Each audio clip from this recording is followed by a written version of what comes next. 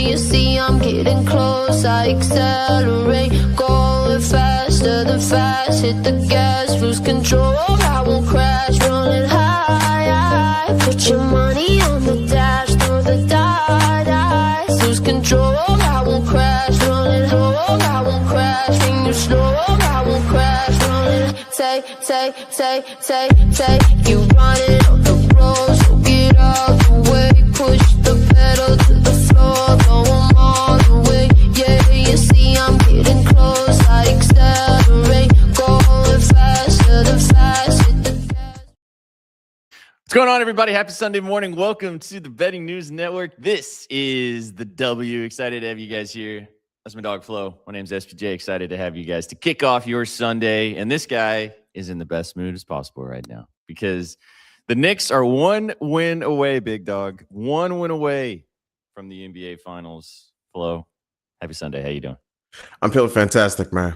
I mean, you're talking about over 25 years since the 7th grade, man. Like, just being one game from the NBA Finals. And the fact that, like, it was a cruise control game. There was, like, 1 minute where the Cavs were in it to cut it to, like, 6-8. And then the Knicks put their foot right back on the gas. But it's magical, man. I can't believe it. Memorial Day with a chance to go to the NBA Finals is tremendous.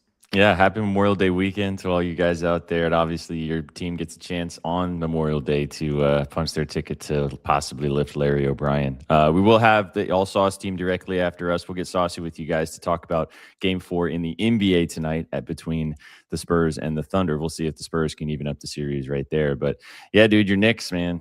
I said it on our show yesterday. I'm really glad I bet the Knicks team total. I was really leaning heavily with taking the Knicks plus the points. Thought it was crazy that the Cavs were +2.5 or -2.5 based on what we've seen from that team in this series. And yeah, it ended up being free queso for your Knicks. So as we have resident Knick haters on this channel, but I am not one. So I bet you do. They're everywhere. They're everywhere. I'm not I don't love your team specifically, but the Cavs have been absolute bozos. So I think it's the Knicks time, and then you're gonna find out, as you said. And I mean, you said this on the timeline. We didn't really talk about it here, but if you guys handle business tomorrow, even if it goes back to New York for Game 5, it's looking like if the Spurs can win tonight, it's looking like this series, regardless of if it ends up going 7, is going to go 5 to 6 games maybe.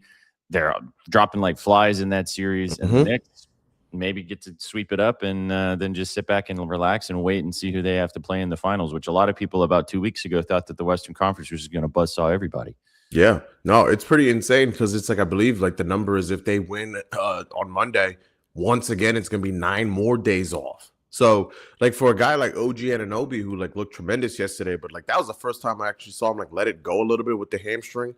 I felt like it was a little bit measured in games 1 and 2. Yeah. And then you just talk about this Spurs OKC just bludgeoning of 2 tough competitors. I expect the Spurs to bounce back. I think they may win tonight. World's biggest Spurs fan here. Let it go 6 or 7. I think that for the Knicks, OKC would be the much different, more difficult opponent. But the Spurs, I think they match up very well. I think that's the series they actually probably could win.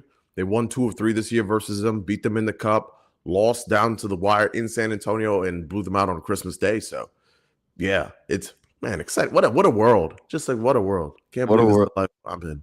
Hey man, it's great because I know you're a diehard, and when your team, I just got to watch my Arsenal Gunners lift the trophy for the first time in 22 years. So I'm kind of rooting for you, man, at this point. I appreciate it. I have no dog in the hunt on the Western Conference side, so I'll honorarily hope that your Knicks can. I hope your Knicks obviously handle business either tomorrow or in Game 5. I don't want this to get. Yeah. I don't want you to have to sweat anymore. You know what I'm saying? I think it's time to turn the page into the finals. But yeah, we're ready to talk W. But just to let you know, I'm already on that Knicks money line for Monday. I saw the Cavs walking back to the locker room. I'm like, what is the money line for Monday, bro? It's 2.5 again. Which to me, I mean, again, we'll talk about it more tomorrow, but sheesh, I can't believe the Cavs are -2.5 again based on what we saw in Game 3. So, I can't blame you. I'll probably be on the team total again for the Knicks if it's at 106.5, 7.5, whatever it was. But we'll talk about later. Do you got any thoughts before we get into the dub? Because obviously we got another hour of NBA basketball after us. You got any thoughts on this Spurs Thunder game tonight? Yeah, there's a bunch of looks that I really like in this game. The 2 that stuck out, I had to pick one. One for each side for the Spurs. Wemby immediately after game 3 talked about the fact that he could be a better teammate. So his assist is sitting, I want to say, at plus money for 4. He had 6, I want to say, in game 1. That's something that I'm really looking at because, like, with this Spurs team, it looks like they have to get like more players involved. Like, it feels like a spot where Julian Champagne should really, like, he's had some really good looks, just hasn't converted so far this series. So with the way that they crashed down, the Thunder defense being a catch and shoot defense primarily. So I look for Wemby and some correlation with Julian Champagne. And on the other side, I expect Jalen Williams to be out again. Obviously, AJ Mitchell's down. I went to Cason Wallace's 2 steals at plus. I love Cason Wallace so much. That guy, like, his hands are quick as heck. He's a tremendous defender, so pesky. So the 2 steals at plus money, and I use his 3 and 4 on a long shot with the WNBA stuff that I'll save for later in the program. Let's go. I am on Cason Wallace too, the PRA, but chat, you'll hear me talk about that a little bit later with the Saucy Lads. I have another play in that game too, but we'll save all that for the hour after. Should be a good game tonight in the NBA, but as I said, we will talk the dub with you guys for the next hour. And yes, Jerry, I'm right, or you are correct. The Knicks are actually 2.5-point favorites. I must have, when I was reading that line last night, maybe the beer got in the way of my eyeballs. I don't know. Well, that plus and the minus kind of flip spots, but yeah, Cavs dogs at home, back against the wall. Definitely don't want to back them. So we'll find out what goes down tomorrow, and we'll talk about it a little bit more with Game 4 a little bit later. But also big day in the dub yesterday. Yes, sir. 3 games, pretty exciting, all 3 of them. The first one got rocking and rolling. Hey man, if Fuchsia Collier not on the link still, we don't know exactly when she's going to return. I think June is kind of the like approximate timeline from the ankles stuff, recovery from the surgery. But I mean, they've looked awesome. Natasha Howard once again turning back the clock. Another crazy 28 point, 14 rebound. I think 4 or 5 assists, double for her. Olivia Miles running the show, obviously. Courtney Williams looking really good. This guy played well. Camila Cardoso looked good there as well, but just didn't quite have the oomph to get over this Lynx team. What'd you see in that game? Yeah, Natasha Howard, like, such a revelation, just like her activity right around the rim. Also defensively getting a lot of punch on the glass too with the rebounds. Olivia didn't have the greatest shooting days, but I loved how she was in control. Just like her mastery of the offense is like she's truly the leader of this offense. Yep. And then I really like for the Lynx the fact that they have like McBride or Courtney on the wings. It feels like one of them is going to go off every single game. So this game, you had Courtney, had a great game. And for the Sky, I feel so bad. Like, obviously, Rakia's down for the season, but like Camila Cardoso really coming into her own this year, like being the center of focus down low. Like, they're going to need her to have upwards of 15 plus points moving forward, because the Sky defense, I mean, the Lynx defense scared me, so I wasn't on the points. So it was 13.5 for the game. I'm looking at Camila every single game, short of playing like maybe like the Valkyries or a team that collapses the paint, because she's going to have the usage. They're going to look for her every single game. They really have to lean on her. Azurá Stevens is back now, so she'll be integrated into the fold. But yeah, this is a big year for Camila. I think this is going to be an all-star year for her, personally. I know you're already on. You've been kind of talking about her MIP ticket. I took her RA yesterday, and I was kicking myself for not taking the PRA. But regardless, Lynx got the job done, sitting at 4-2 to start the season. Next game yesterday, the 2 expansion teams, Tempo taking on the Fire. I was kind of leaning with the Tempo, man. I ended up taking Kiki Rice's rebounds, which is the money machine that keeps printing. She's been awesome to start the year, but it didn't matter because the Fire got the job done. I was thinking the Tempo might win that one, but Fire is dogs on the road, won outright by almost 20 points. I like both these teams. I mean, I kind of thought maybe the Fire weren't going to be as competitive this year based on what we saw, but then obviously they beat your Liberty, and then the Tempo. I mean, with Mabry and Sykes, the way they've been hooping, and obviously Rice now too. I like both these squads. Obviously, the Fire got the job done yesterday. What did you see in that game?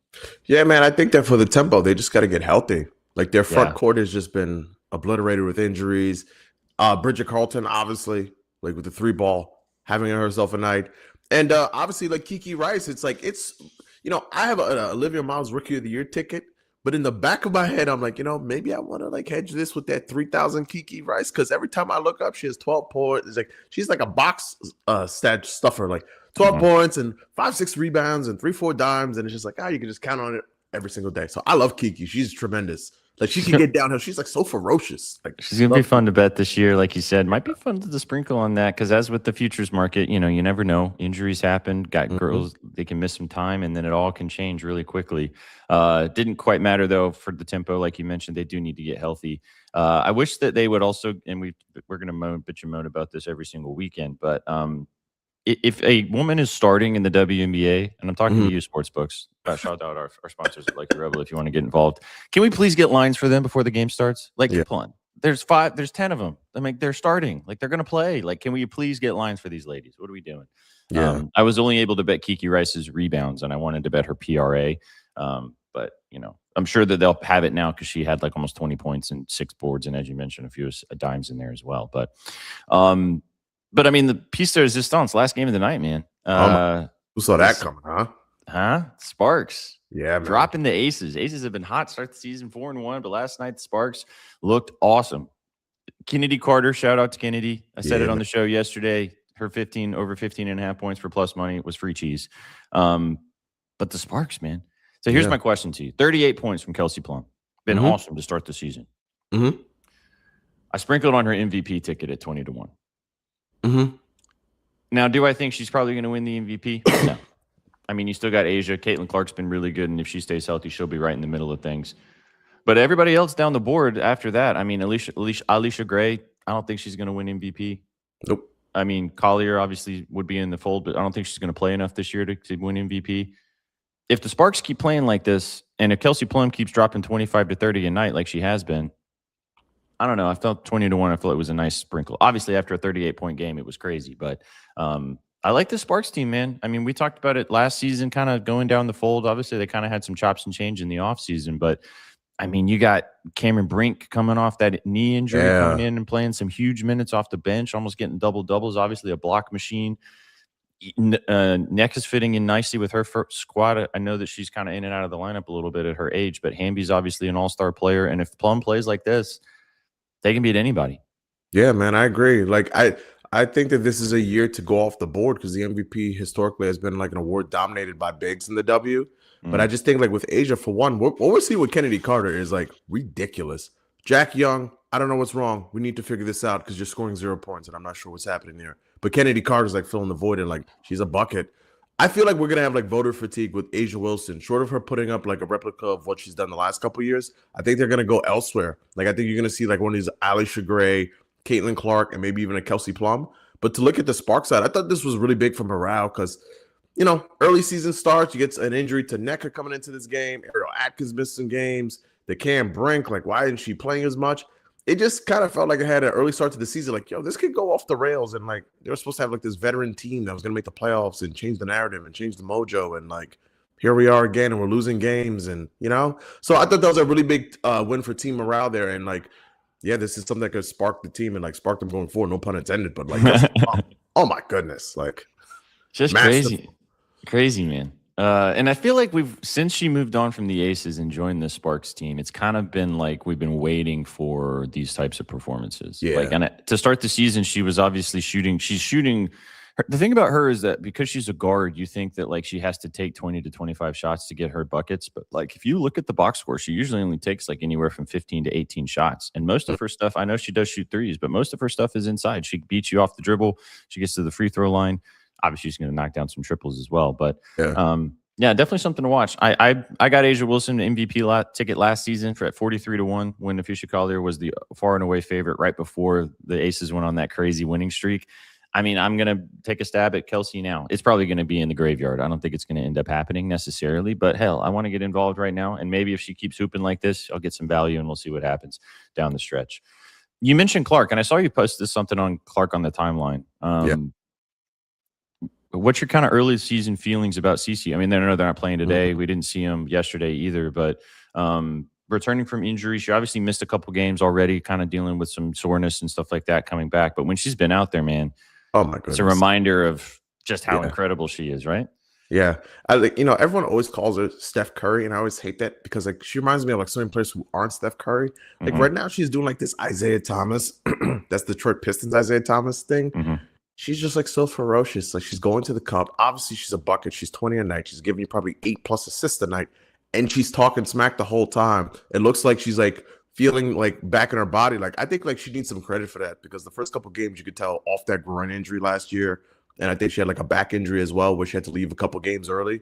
You could tell like she was still like finding herself, but like her, Aaliyah Boston looks frightening. Like that duo right there is right now going for like one of the best duos in the league. You may want to say Kennedy and Asia, but like that's behind them, it's probably like Boston and Clark. So I love Clark right now. I think that this is like shaping up to be an MVP caliber season. I think like the role players, when you have Monique Billings, fits better than Natasha Howard. Lexi Hall's shooting very good from three. I mean, Kelsey Mitchell's a bucket. So yeah, they're loaded, man. I'm really excited. This is going to be a great fever team. I think it's going to be a great season. I think they could go upwards of 30 plus wins. Like it should be a show every night at Gainsbridge. Every night. This will be good whenever this happens. I'm Oh sure my this will. yeah. I'm sure this box office. Yeah. Get your popcorn ready for that one, Yeah, faux man. show. All right. Well, that was yesterday. We got 3 games in front of us today that are going to be got some nice matchups. I'll just lay them out for you guys. We're going to play a quick game of keep 3, cut 5. Flo did it last week for me, and I've got him in the chamber this week. We'll see what happens there, and then we shall break down what we see in the 3 games today. Dream Mercury is the first one at 3 o'clock Eastern. Then Wings Liberty, 3:30 Eastern, and then to round us out, take us home and tuck us in at 6 o'clock Eastern. The Mystics taking on the Storm. We'll get to each individual game, give you guys our favorite plays. Drop what you guys like in the chat as you guys are rolling in today. Drop a dub if you're enjoying the show for the dub to start off the day. All right, man. Keep 3, cut 5. Ready to roll? Yes, sir. All right, chat. This is how it works. Obviously, we played it last week, but if this is your first time, Flo brought it to the program last week. We're going to do it today. I'm going to name 8 players.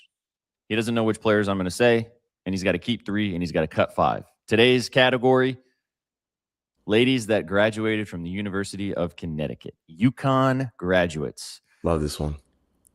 And there are a lot of goodies. Yeah. And I'm not going to lie to you, brother. I picked all the good ones. So good luck. Bunch of them playing at the Barclays today. Yeah, absolutely. We're going to talk about a couple of them going toe-to-toe here this afternoon. Yes, sir. All right, you ready to roll? Let's rock. All right, number 1, Tina Charles. Oh. I know, man. That's tough because that's right off rip. Okay. I'm going to keep Tina Charles, but for one, on a basic, I'm from Queens. There's no way I'm about to go on this internet and not take my girl from Queens, who's a walking bucket. You have people coming for you, man. Yeah, no, I don't need that smoke. It's 2 decades of Tina. Like, it's crazy. Tina retired. I feel like she could come out of retirement right now and like she could come give the Liberty minutes right now. Tina's still a bucket. She was a bucket till the day she retired with the Sun. I love Tina. I'm rocking with Tina. Keep. Okay, keep. I loved betting Tina on the Sun, even though that team was terrible. Oh yeah. That was fun. She could always like dial it back like every like 4th game and give it like 20 points. Yeah, for sure. All right. Keeping Tina. Oh my gosh. I already know what's coming now. I know. Maya Moore. Oh my God. Man, I have to keep Maya Moore. Like I don't want to go like with 6 names to go, but like I'm not gonna pass on Maya Moore. That feels absurd. Okay. So you're keeping Maya. That's like one of the GOATs. Yeah. One of the best. Yeah. I mean, I feel like her WNBA career wasn't it was great, but it wasn't as impactful and incredible as her UConn career. I mean, she was still incredible, but you know what I mean? Yeah. So maybe.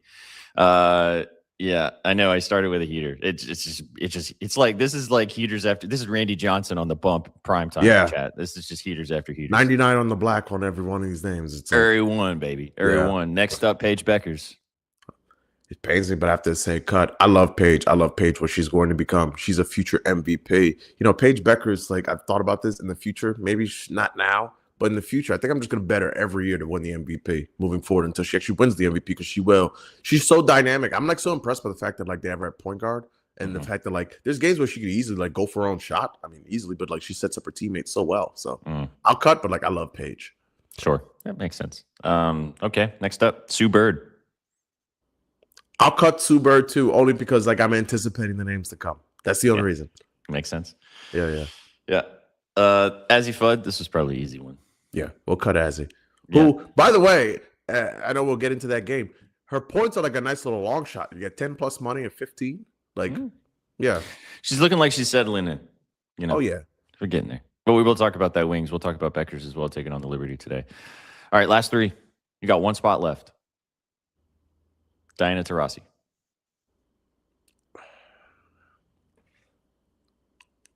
I'll keep Diana Taurasi.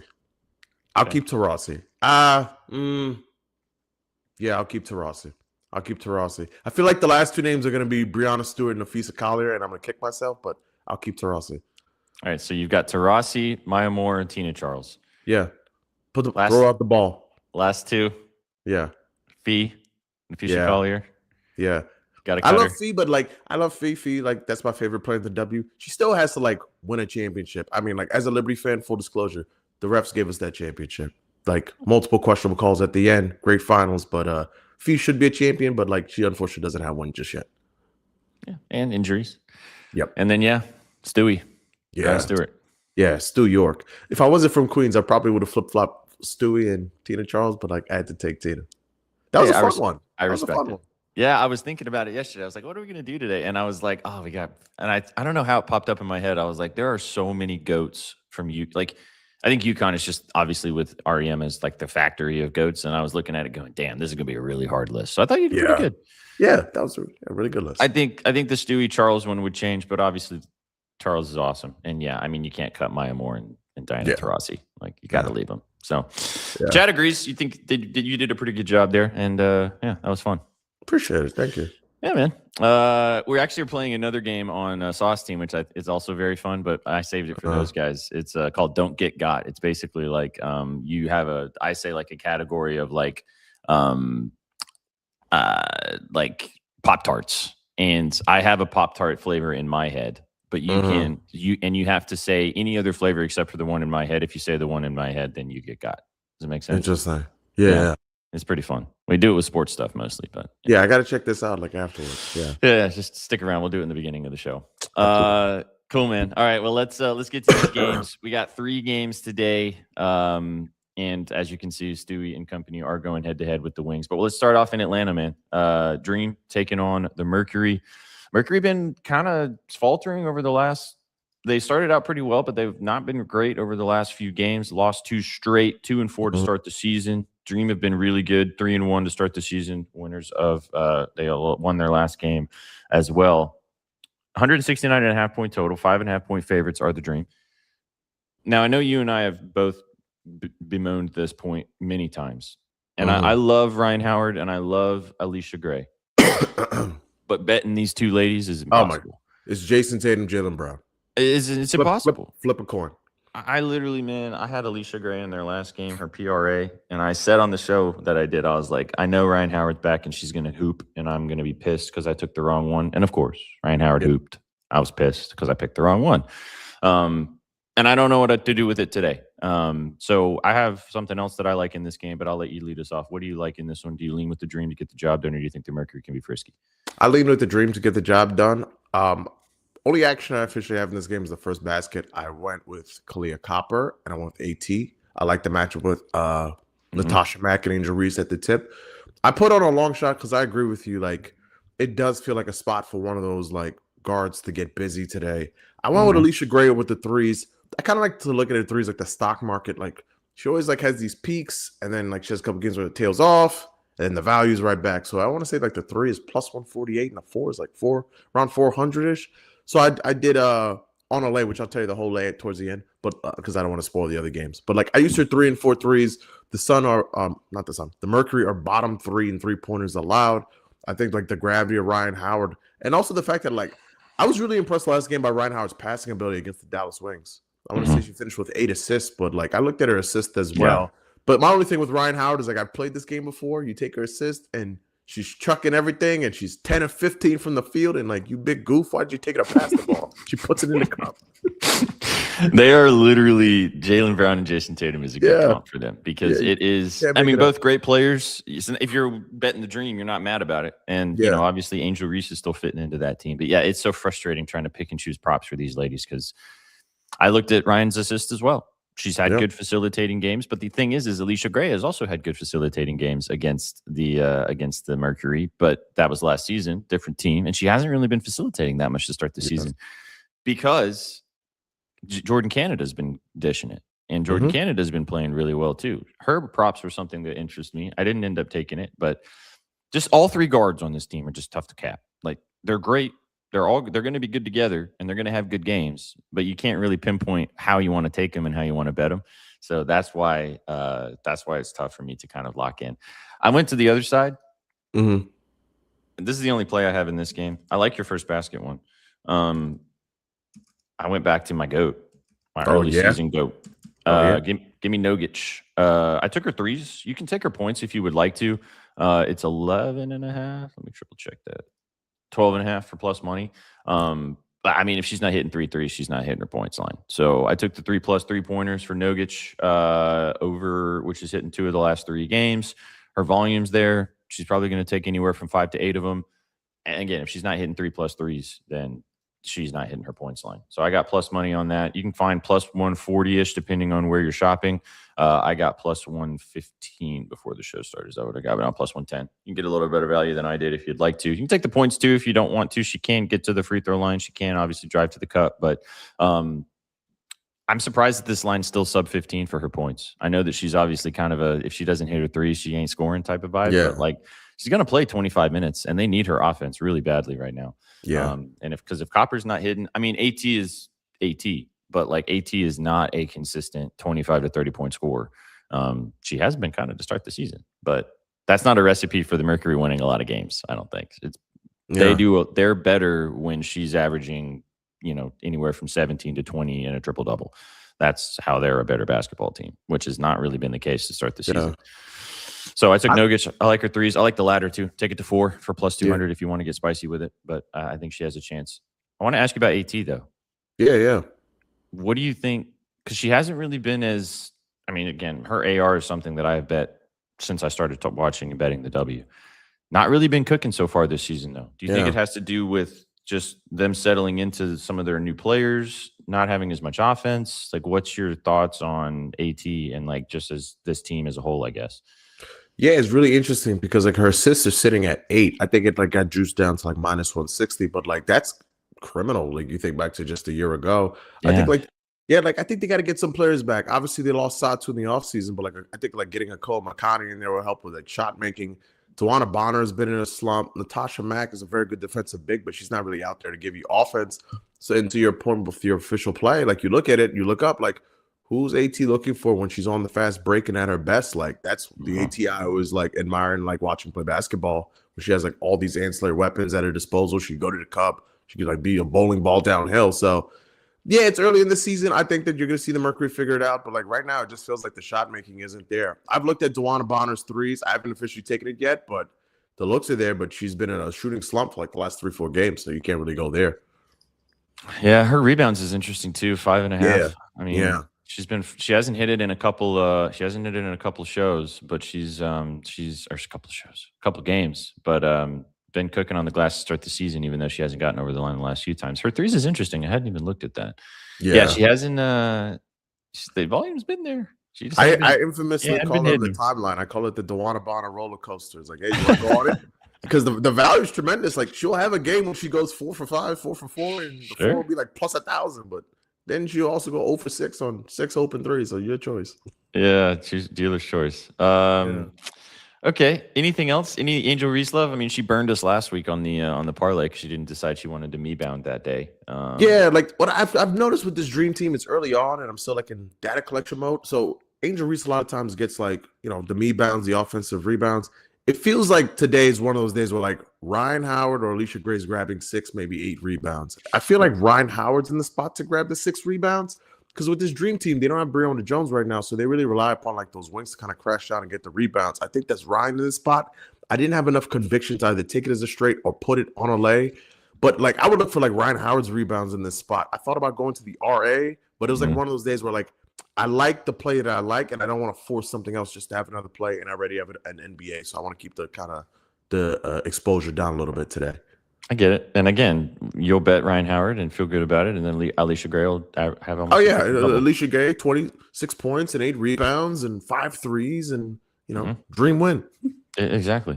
Yeah, her PRA, Alicia Gray, is 27.5. It didn't hit for me last game after it cooked for 4 games in a row. So, chat, you know what that means. She probably is going to get out and hoop today because I'm not going to bet it. But she's also had good games against the Mercury, as in Gray has. Didn't hit her PRA in their last matchup last season, but 30 and 41 PRA in back-to-back games before that. So, yeah. All right, before we move on, do you think the Dream win this game at home? I'll say yes, but the Dream scare me because I love the Dream as a team, but every time I love them, they don't love me back, but I'll say yes. I kind of like the Mercury and the points, though. I think the Dream probably win, but I think the 5.5 for the Mercury feels comfortable. but don't have strong enough conviction either way. Same. Okay, game of the day. Let's go to that one, and then we'll close man. it out with the Storm taking on the Mystics on the West Coast. Your Liberty at home in the Barclays Center, hosting the Dallas Wings. Paige Beckers and company coming to town. The Battle of the Cons, Battle of the UConn Huskies. Brianna Stewart, not Ionescu, obviously is not a Husky, but she's also returning to the lineup. Is she officially back today? Yeah, she's back. Okay. Ionescu back in the lineup. Satu had her first game the other day. She is back in the lineup as well. So full complement of Liberty players out there today. We get the full lineup, get the full experience today for the Liberty. The Wings, obviously, Beckers and Co. coming to town. Been good to start the season. Jessica Shepard has been a revelation. I was so pissed I didn't take her triple-double that day, man. I've been chasing it to start the season. Her RA has been one of my favorite bets so far. Obviously got a TD, but she's been good for this team coming in as well. And obviously Fudd, like you mentioned, is starting to figure it out as well. 6.5-point favorite to the Liberty. Big total, 179.5. No shock the Wings aren't really good defensively, and Liberty can put up a bunch of points too. The Liberty have also been kind of struggling defensively in stretches as well. Yeah. I'll let you go first. What do you like in this game? I found a lot I liked in this one. I only bet one thing, but there's a bunch of things that kind of piqued my interest. What do you like in here? Likewise, my friend. I bet one thing, and I have like 5 leans, and it's taking everything in me not to make an SGP of this whole thing. Let me start at the top. The box office Broadway show is finally on the floor. Satu won't play full minutes. She's the second game back. And Sabrina won't play full minutes. First game back. But I think the team total for the Liberty is 91.5 because it's going to be a show in Brooklyn all summer long. And it's the New York Liberty. They're going to give it to you. So my favorite play for this game, I gave out Jonquel Jones 11.5 points. It's also moved a little bit. So I would take the 12.5 at plus money.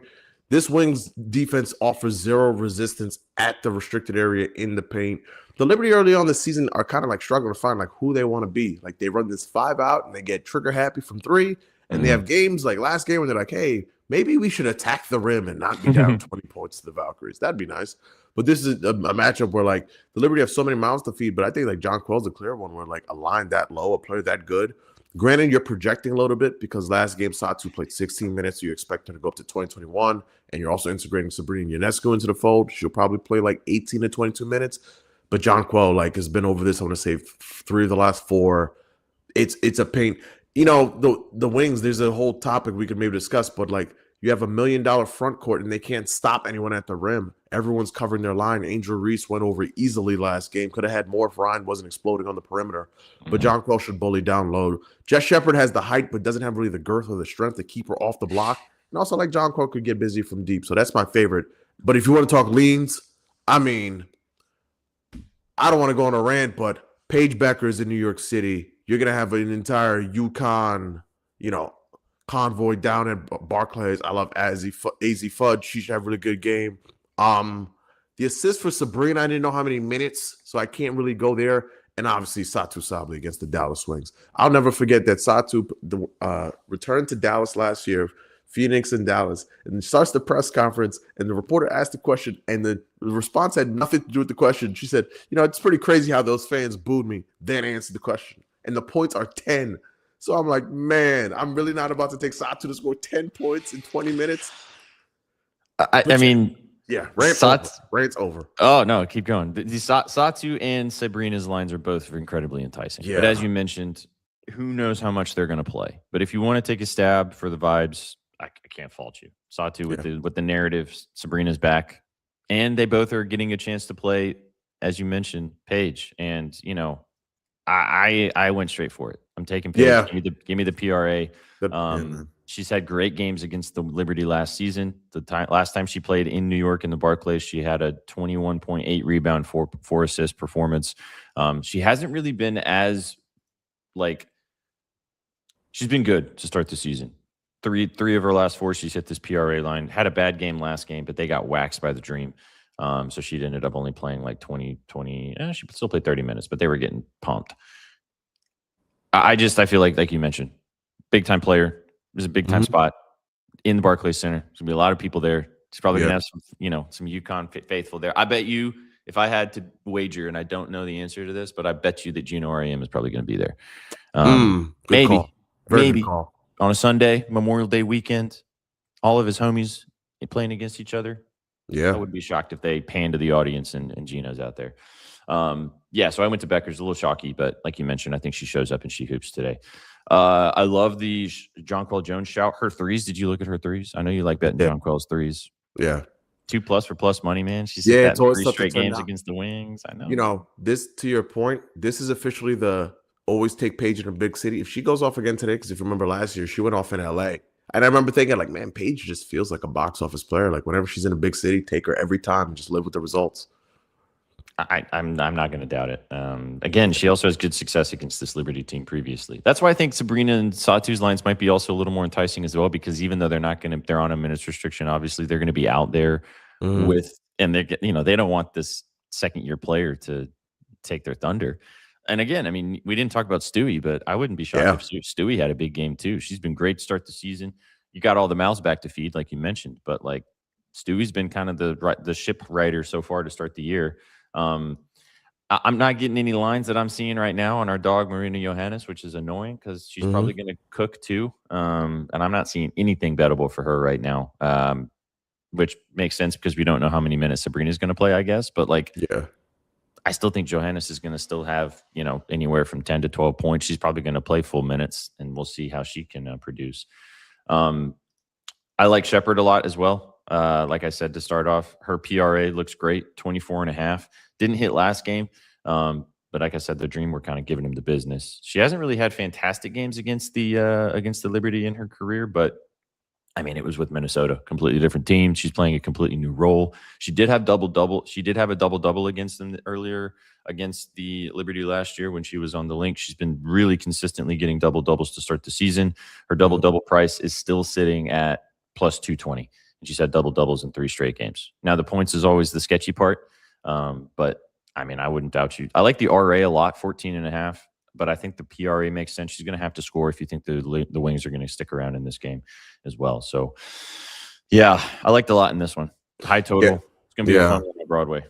Yeah, man. Just speaking out the Page one, like I think a big one also is Benijah Lady Hamilton is out today for the Liberty. So on-ball defense, like who's checking Page? My only things, like I love that you went PRA because like I wanted to go just straight points, but like the volume isn't there a lot of nights because the Liberty are a bottom 5 team to mid-range jump shots. And Paige should be able to get to whatever spot on the floor she wants to get to. So the game stays close. It comes down to the wire. Like, big reason is going to be Paige. AZ Fudd is like something I got to point out that, like, like she's getting more usage. She's more confident in the shot. And it clearly, like, from kind of gathered from this coaching staff, it's like, you know what? If she's cooking, we'll leave her in. We'll let her close. If she's having a meh game, she'll be at 21, 22 minutes. She'll take like 7, 8 shots. I just always have like that 1-to-1 theory, man. If your line is 8.5 and I know you're going to take 8 shots, 1-to-1, hard to turn down. 9, 6, 9, and 7 shots in her last 4 games. So the volume, as you mentioned, is there, and her line is sitting at 8.5. Man, I want to bet Satu so bad now. I mean, it's brother. Sometimes like it feels like the most obvious ones. Like you watch the game and she has 6 in the first quarter. Like why didn't you just take Satu Sabally? What is her first quarter points line? Can you bet that? No, you can't. No, they don't have it. I also wanted to see if they had like a Satu 3 points every quarter on FanDuel. I love those because like if she just splashes a 3 in the first quarter, it's like all right, cool, like bang, yeah. I mean, her points line, as you mentioned, is 9.5. Yeah, I mean, Satu Sabally could fall out of bed and get 10 points. She had 5 in her first game back against the Valkyries, only playing 16 minutes, but it's kind of a bad example because the Valkyries are maybe the best defensive team in the entire league, and she only played 16 minutes. Liberty also got smoked by the Valkyries. Yeah. The Valkyries. Holy crap, the Valkyries are good. I know, man. The PRA as well for Satu is 18.5. Her rebounds are very enticing. I want to say it's like 5+ money for the rebounds. 4.5 plus 116. Yep. Yeah. This game's so SGPable, it's sickening. I'm going to take Satu's points at 9.5 because it's probably a donation, but I feel pretty good about it. So I'm into it. And yes, fam, I see you. London is red. Let's go, baby. My Gunners just won the Premier League, so I'm very happy about it. And so is fam. Let's go. Anything else in this game? No, like I saw some people in the chat were asking, do I think the Wings could keep it close? I do think they could keep it close. I'm not really a spread guy, but I do expect a really good game today. Big spot for the Wings also, kind of find themselves a little bit here. Like had a tough loss in Atlanta, Paige left, I want to say around the third quarter, missed a good chunk of that game, but they were competing right there with the Dream. It's also hello, Mary Poppins. Mary Poppins, thank you for stopping by. Hello. I like the wings. I like the dog again. I wonder if we get some dogs today. Maybe not winning this game, but if Paige plays like she has a big game, who knows? Yeah. So we shall see. I'll take a nickel. Ooh, I'll take a nickel, no Gino. Okay, fair enough. Oh, okay. I'll take that wager. Fair enough. Let's see what happens. I'm gonna literally be watching for that moment. Yeah. See what happens. All right, dude. Let's move on. Last game, and then we shall cook the parlay at the end of the show. Drop a dub if you're enjoying the dub. Don't go anywhere after us. We will have another hour live with you guys for the Saucy Sundays, the All Sauce team. Chef will be popping by. I'll be with the lads of B and Sook, giving you guys the moves. Our dog Fam will also stop by to give you the moves on the Formula One track today as we have the Canadian Grand Prix, and then we'll spend most of the show talking about Game 4 tonight in San Antonio. All right, dude. Last game. Yeah. Storm taking on the Mystics. 4.5-point dogs are the Storm at home. Really weird team to start the season. Obviously in a huge rebuild mode. They have moments where they look all right, and then they have moments where they look like they don't even know what a basketball is. Yeah. Mystics have been good. Sometimes look a little bit meh. Winners of 2 of their last 4, obviously, to start the season. 4.5-point favorites here. 158.5-point total. Lower total. I'll give the Storm their credit. They are good defensively. They don't allow a bunch of points. The Mystics have been great, as I said, in certain stretches.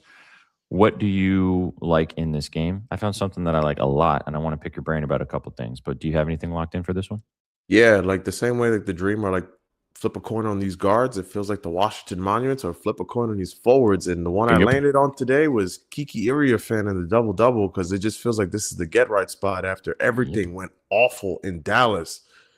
I mean, there's no Dom Malonga in this spot. It's a front court with Stephanie Dolson, who's an older vet, and Mackenzie Holmes. It just really feels that like Kiki could just out active. Like, you have a very low total. It's under 160. I want to say it's like 158.5, I want to say.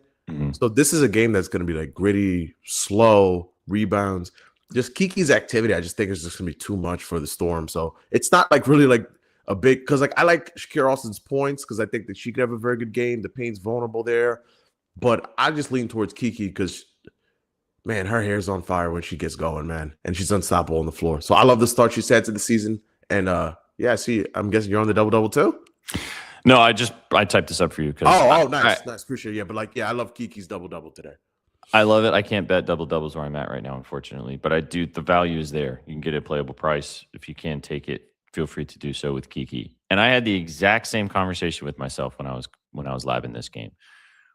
And I mean, Porcelo knows those. They both can go off because I hope they do, because I'm on Shakira. So I went with Shakira Austin over 8.5 boards. And the reason why, dude, is purely because it's 2 rebounds lower than Kiki's. And I got plus money for it.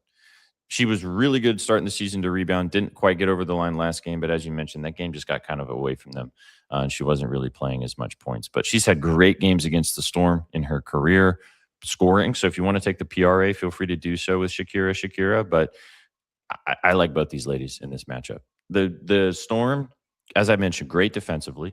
Top 3 in field goal efficiency allowed, top 3 in points allowed as well in the WNBA. But they are dead last in the NBA in rebounds allowed. Offensive rebounds, defensive rebounds, they are getting destroyed down low. Yeah. And oh boy, are they going to deal with 2 of the best in the biz right now. 3rd in rebounds. And I looked, and this is the other one.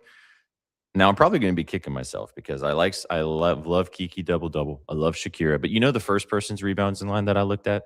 Sonia, baby. Oh, man. I looked at her. It's like at 4. Yeah, 3.5. Come on, man. I'm going to be kicking. She's going to have like 8 rebounds or something, and I'm going to be kicking myself. This is one of those, just throw the 0.1 sprinkle, and like, if it loses, it loses. Because I woke up today, I looked at it, I got the coffee, got my Harry Potter mug, my favorite mug. Hey, man, why not just throw a dollar on Sonia 6 rebounds, Ryan Howard 8 rebounds? You're thinking it. I'm probably doing that when I get off of here. It's worth. You must. Yeah. You must, dude. Because every time we do this on the show all the time, you'll say stuff, you'll think about it, and then like you don't. That could never happen. Yeah, and someone on chat will do it, and then you'll not do it, and you'll get pissed. They'll post the green ticket later. It's like, hey man, great show. I just want to let you know you changed my life. I'm like, thanks, man. Thanks, bro. Hey man, enjoy your Memorial Day, man. Yeah, have a good Memorial Day. But no, dude. I mean, again, the rebounds, 3.5 is the line, like you mentioned. She only had one in their last game, but 5 and 6 games before that, and she's had great rebounding games against the Storm. 6, she had a double against them last year with 10. This was a different Storm team last year, though, so you got to make it. I like the 4+ though. I like it. Maybe that we put that in our parlay, so we're not both overly good call diversified on Kiki and Shakira, so we can cash both of those, and because I think they can all hit their rebounding line. Yeah. If there are, if the defense is sound, anything on the Seattle side that piqued your interest. I mean, I feel like Flo J is getting some love in the chat. Yeah. She's like kind of the only thing that I feel like is even worth touching on this side. And do you find anything else that you liked? I mean, there's nothing I really loved on this spot. I do, I'm a very simple man. If I see you grab 6 rebounds almost every single game, I'm like, okay, that's what she does. But she's a tremendous rebounder. The one I wanted to get there on, but I couldn't find the data because I want to say the Mystics are bottom 3 and 3-pointers allowed. Like Flaugier will just like hit 3-pointers because she feels like it, and the 2 are plus money. The thing is, it's impossible for me right now to project the volume.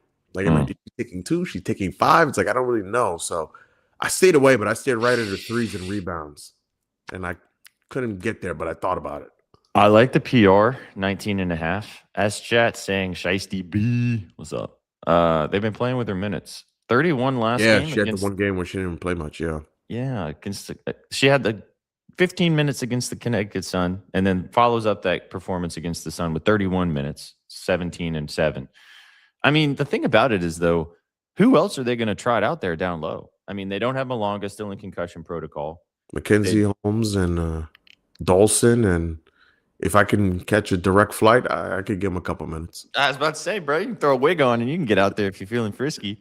No, Ezzy still too. Like, they are struggling down low. I mean, Awa Pham is also game time decision. I don't know who Awa Pham is. 4th overall pick of the draft. Oh, yeah. Okay. Yeah. Yeah. I'm looking at her name going, huh? And I was like, okay. She's also GTD. She's probably not going to play. So, I mean, who else is going to play? They're back. Okay. Pham is back. Okay. It says GTD right now, but maybe they have inside. Are you an insider? Do you have inside info? Return to competition. It's interesting because like the aesthetic for these games, because if you look at it, because like Dawson, not really a low post threat. So like to the Sonya point, it lends itself to like long rebounds out to the guard, rebounds on the perimeter. So that's like what jumped to my mind in this one is just like Sonya's there.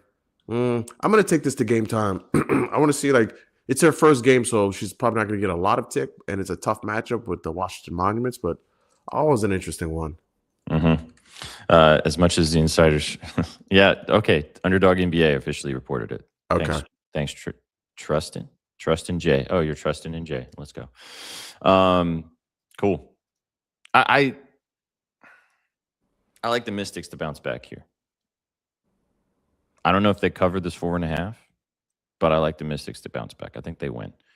But I mean, I don't know, man. Those kind of a funky line. I would think that this would be more like a 5.5, 6.5 point spread, maybe. But maybe with just that loss to the Stars, like you mentioned, or not the Stars, the Wings, like you mentioned, then maybe they're thinking a little bit more about this Mystic squad. But the other reason why I liked your Kiki point, just to go back to that, Kiki is from LA. Yeah. So anytime she gets to play on the West Coast, she's probably going to maybe have some fam in the building. Good call. In Seattle, doesn't get a lot of opportunity now that she's living on the West Coast. I used to love taking her points and rebounds line against the Sparks because obviously in LA. But yeah, it's gonna be an interesting game. Not as it could be really fun, but it also could just turn into a total slog fest. Yeah, this is also a lean, not an official play, so I'll put this out there because I need to see the starting lineups.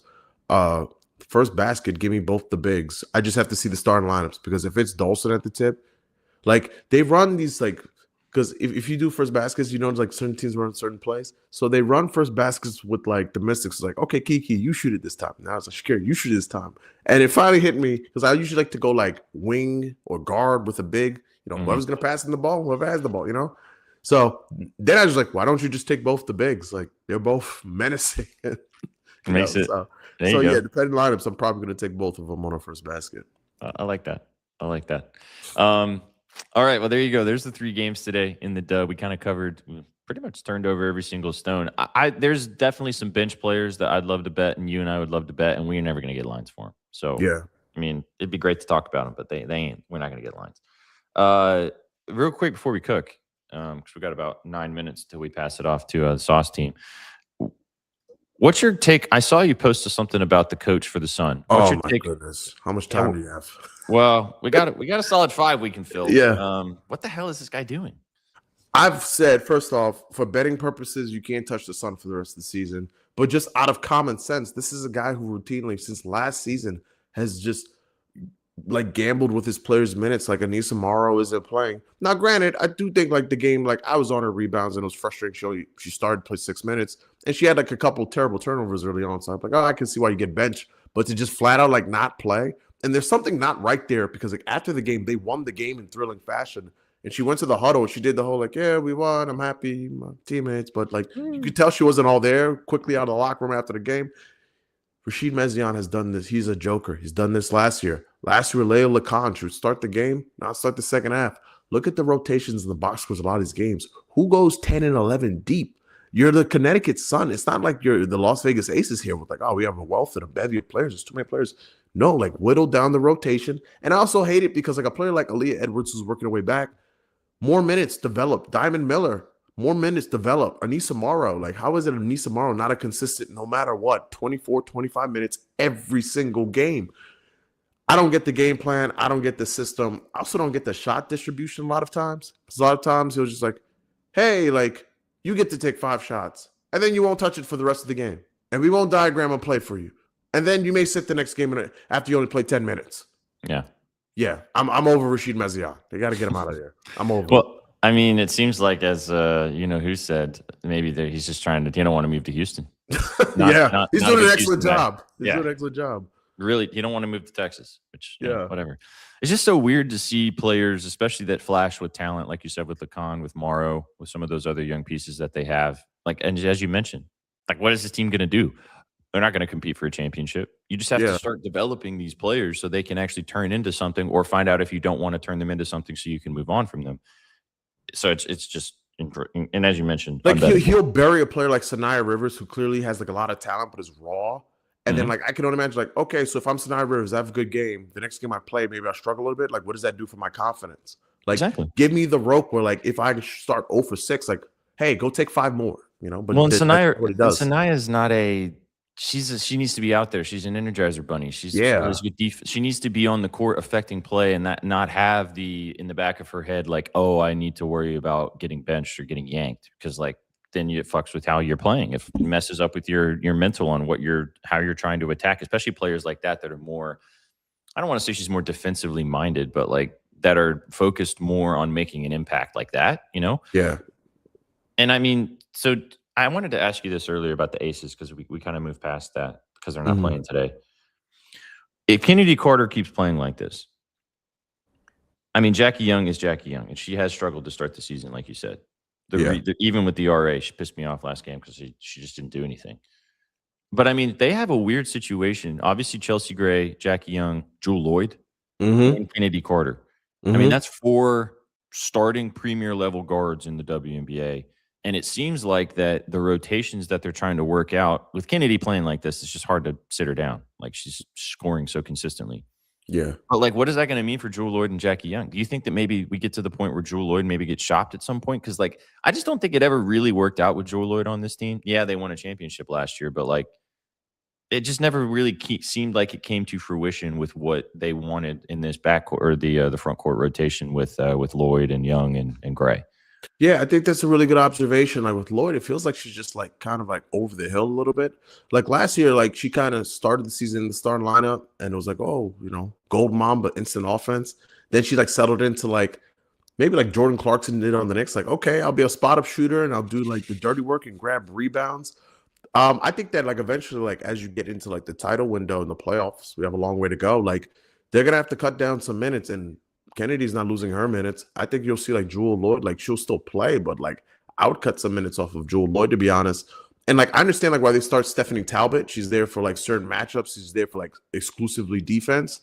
And like when they need offense, they'll yank her from the floor and they'll go small. But Yeah, it's like it. Sometimes I feel like you could have too many players. It feels like the Aces have too many players, but like that's a good problem to have early in the season. But eventually, they're gonna have to, whittle down the logjam. I feel like It's the thunder of the dub at this point. Yeah. And I mean, this is an interesting point too.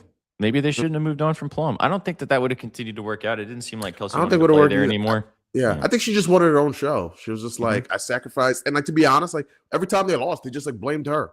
It was always like, oh, look at Kelsey Plum. She trucked too much. That's why they lost today. It's like, that's not fair. Yeah. And she's doing just fine in Los Angeles. So we'll see how that plays out. All right, man. We got 5 minutes. Let's cook. Let's get our parlay put together here. And then we shall pass it off to the All Sauce team. I'm not going anywhere, but Flo gets to go enjoy his beautiful Sunday in New York Knick land. Where do we want to start? Let's maybe go back to the first game. Dream and I just completely blanked. Dream and Mercury. Dream and Mercury. Yeah. Do you like my Nogich play? I do. I don't have any money. Exposure, so I'm down to. Would you prefer? You like the threes more than the points, right? Yeah, maybe for the parlay we can just take the points. Let me see what I can buy it down to. Like take the 10 plus. Runs rebounds. No, I can't take the 10 plus. Let's just take the threes. 4. Whatever. Okay. Well, I want to take something with those two ladies, man, but we're gonna pick the wrong one. You know we are. Yeah. Okay. Wings Liberty. Maybe we take 2 things in this one. Oh yeah, there's so many choices. Let's see here. We haven't used Satu. Should we do Satu? I feel like we have to. Okay. Okay. Satu. Okay. I'm telling you what I'm doing on the side because it's like if this hits, like Dave ruined. Like I'll be at dinner this evening. I'm like, you big goof. You did Satu, 0.1 never hurt anyone. It's a long season. Satu, 3 points every quarter. 1,300. Satu, you know what you could just do? Go 1 for 1 from 3 every quarter. That's 3 points every quarter. I'm gonna sprinkle that one. There you go. I'll pay for the drinks later. Yeah. All right. We'll go Satu for 10 points for this. Okay. I liked your John Cole Jones play, but to kind of have it on either side, do we want to take Paige? Yeah, I like Paige. I like PRA? Paige. PRA, yeah. I like Paige. Okay. Yeah, I gotta have some Paige today. Paige PRA is 27.5. Okay. And then in the last game, let's go Sonya. Sony? Mm-hmm. Yeah. Let's avoid either one. Let's take Sonya. Bang. All right. 4 legs. Ivana Nogic, 3 threes. Satu Sabali, 10 points. Paige Becker's 27.5 PRA. Sonya Citron, 4 rebounds, plus 1,200. That'll do. That. Love That'll it. do. That will do. Good vibes indeed. Good stuff, man. All right. That's the W4. We'll try to get that posted on the timeline for you guys a little bit later before those games start. We got another hour and a half until the games tip off. But you guys got it right here by watching the show. That's the benefit you get from tuning into the content. Great stuff, Flo. Yeah, fun times as always, man. I love it. As always. Go follow Flo at Stefan Florval on the timeline. Don't go anywhere right here on the Betting News Network. We'll be back with you guys next Sunday for the W's. Stefan will be back with us as well. Go follow Flo on the timeline, though, and get involved with all the content. When are you having your show, Welcome to the Dub this week? Today in the W? Yeah, we're doing Tuesday. All right. We'll tap in with him. You guys are watching, obviously, on the YouTube channel. If you want to lock in here and obviously watch this on the Betting News Network. Appreciate you, big dog. Let me make sure I got everything queued up down here with the All Sauce squad ready to rock and roll. Chat, don't go anywhere. We're gonna talk all about Game 4 in San Antonio tonight. Let me get this all queued up here. Oh, buttons. There we go. Hey, Sook, this guy's gonna go enjoy the New York sunshine as a New York fan. Oh yeah, he's like, oh god. I bet that sun is shining today, brother. Oh, orange and blue skies. You already know, man. I love the picture that you posted too of MSG and how you're saying that the championship's coming back at that place too. That's my goodness, peak. Unbelievable. What a time. Peak. What a time to be alive. Enjoy Memorial Day, man. Enjoy the game tomorrow. We'll see how it all plays out. Appreciate you as always. Chat, don't go anywhere. We got another hour right here live. This is the All Sauce team. I just might wanna get into pull up and so girl, you know I don't do it so you look like some trouble. I just might wanna get into pull up and so girl, you know I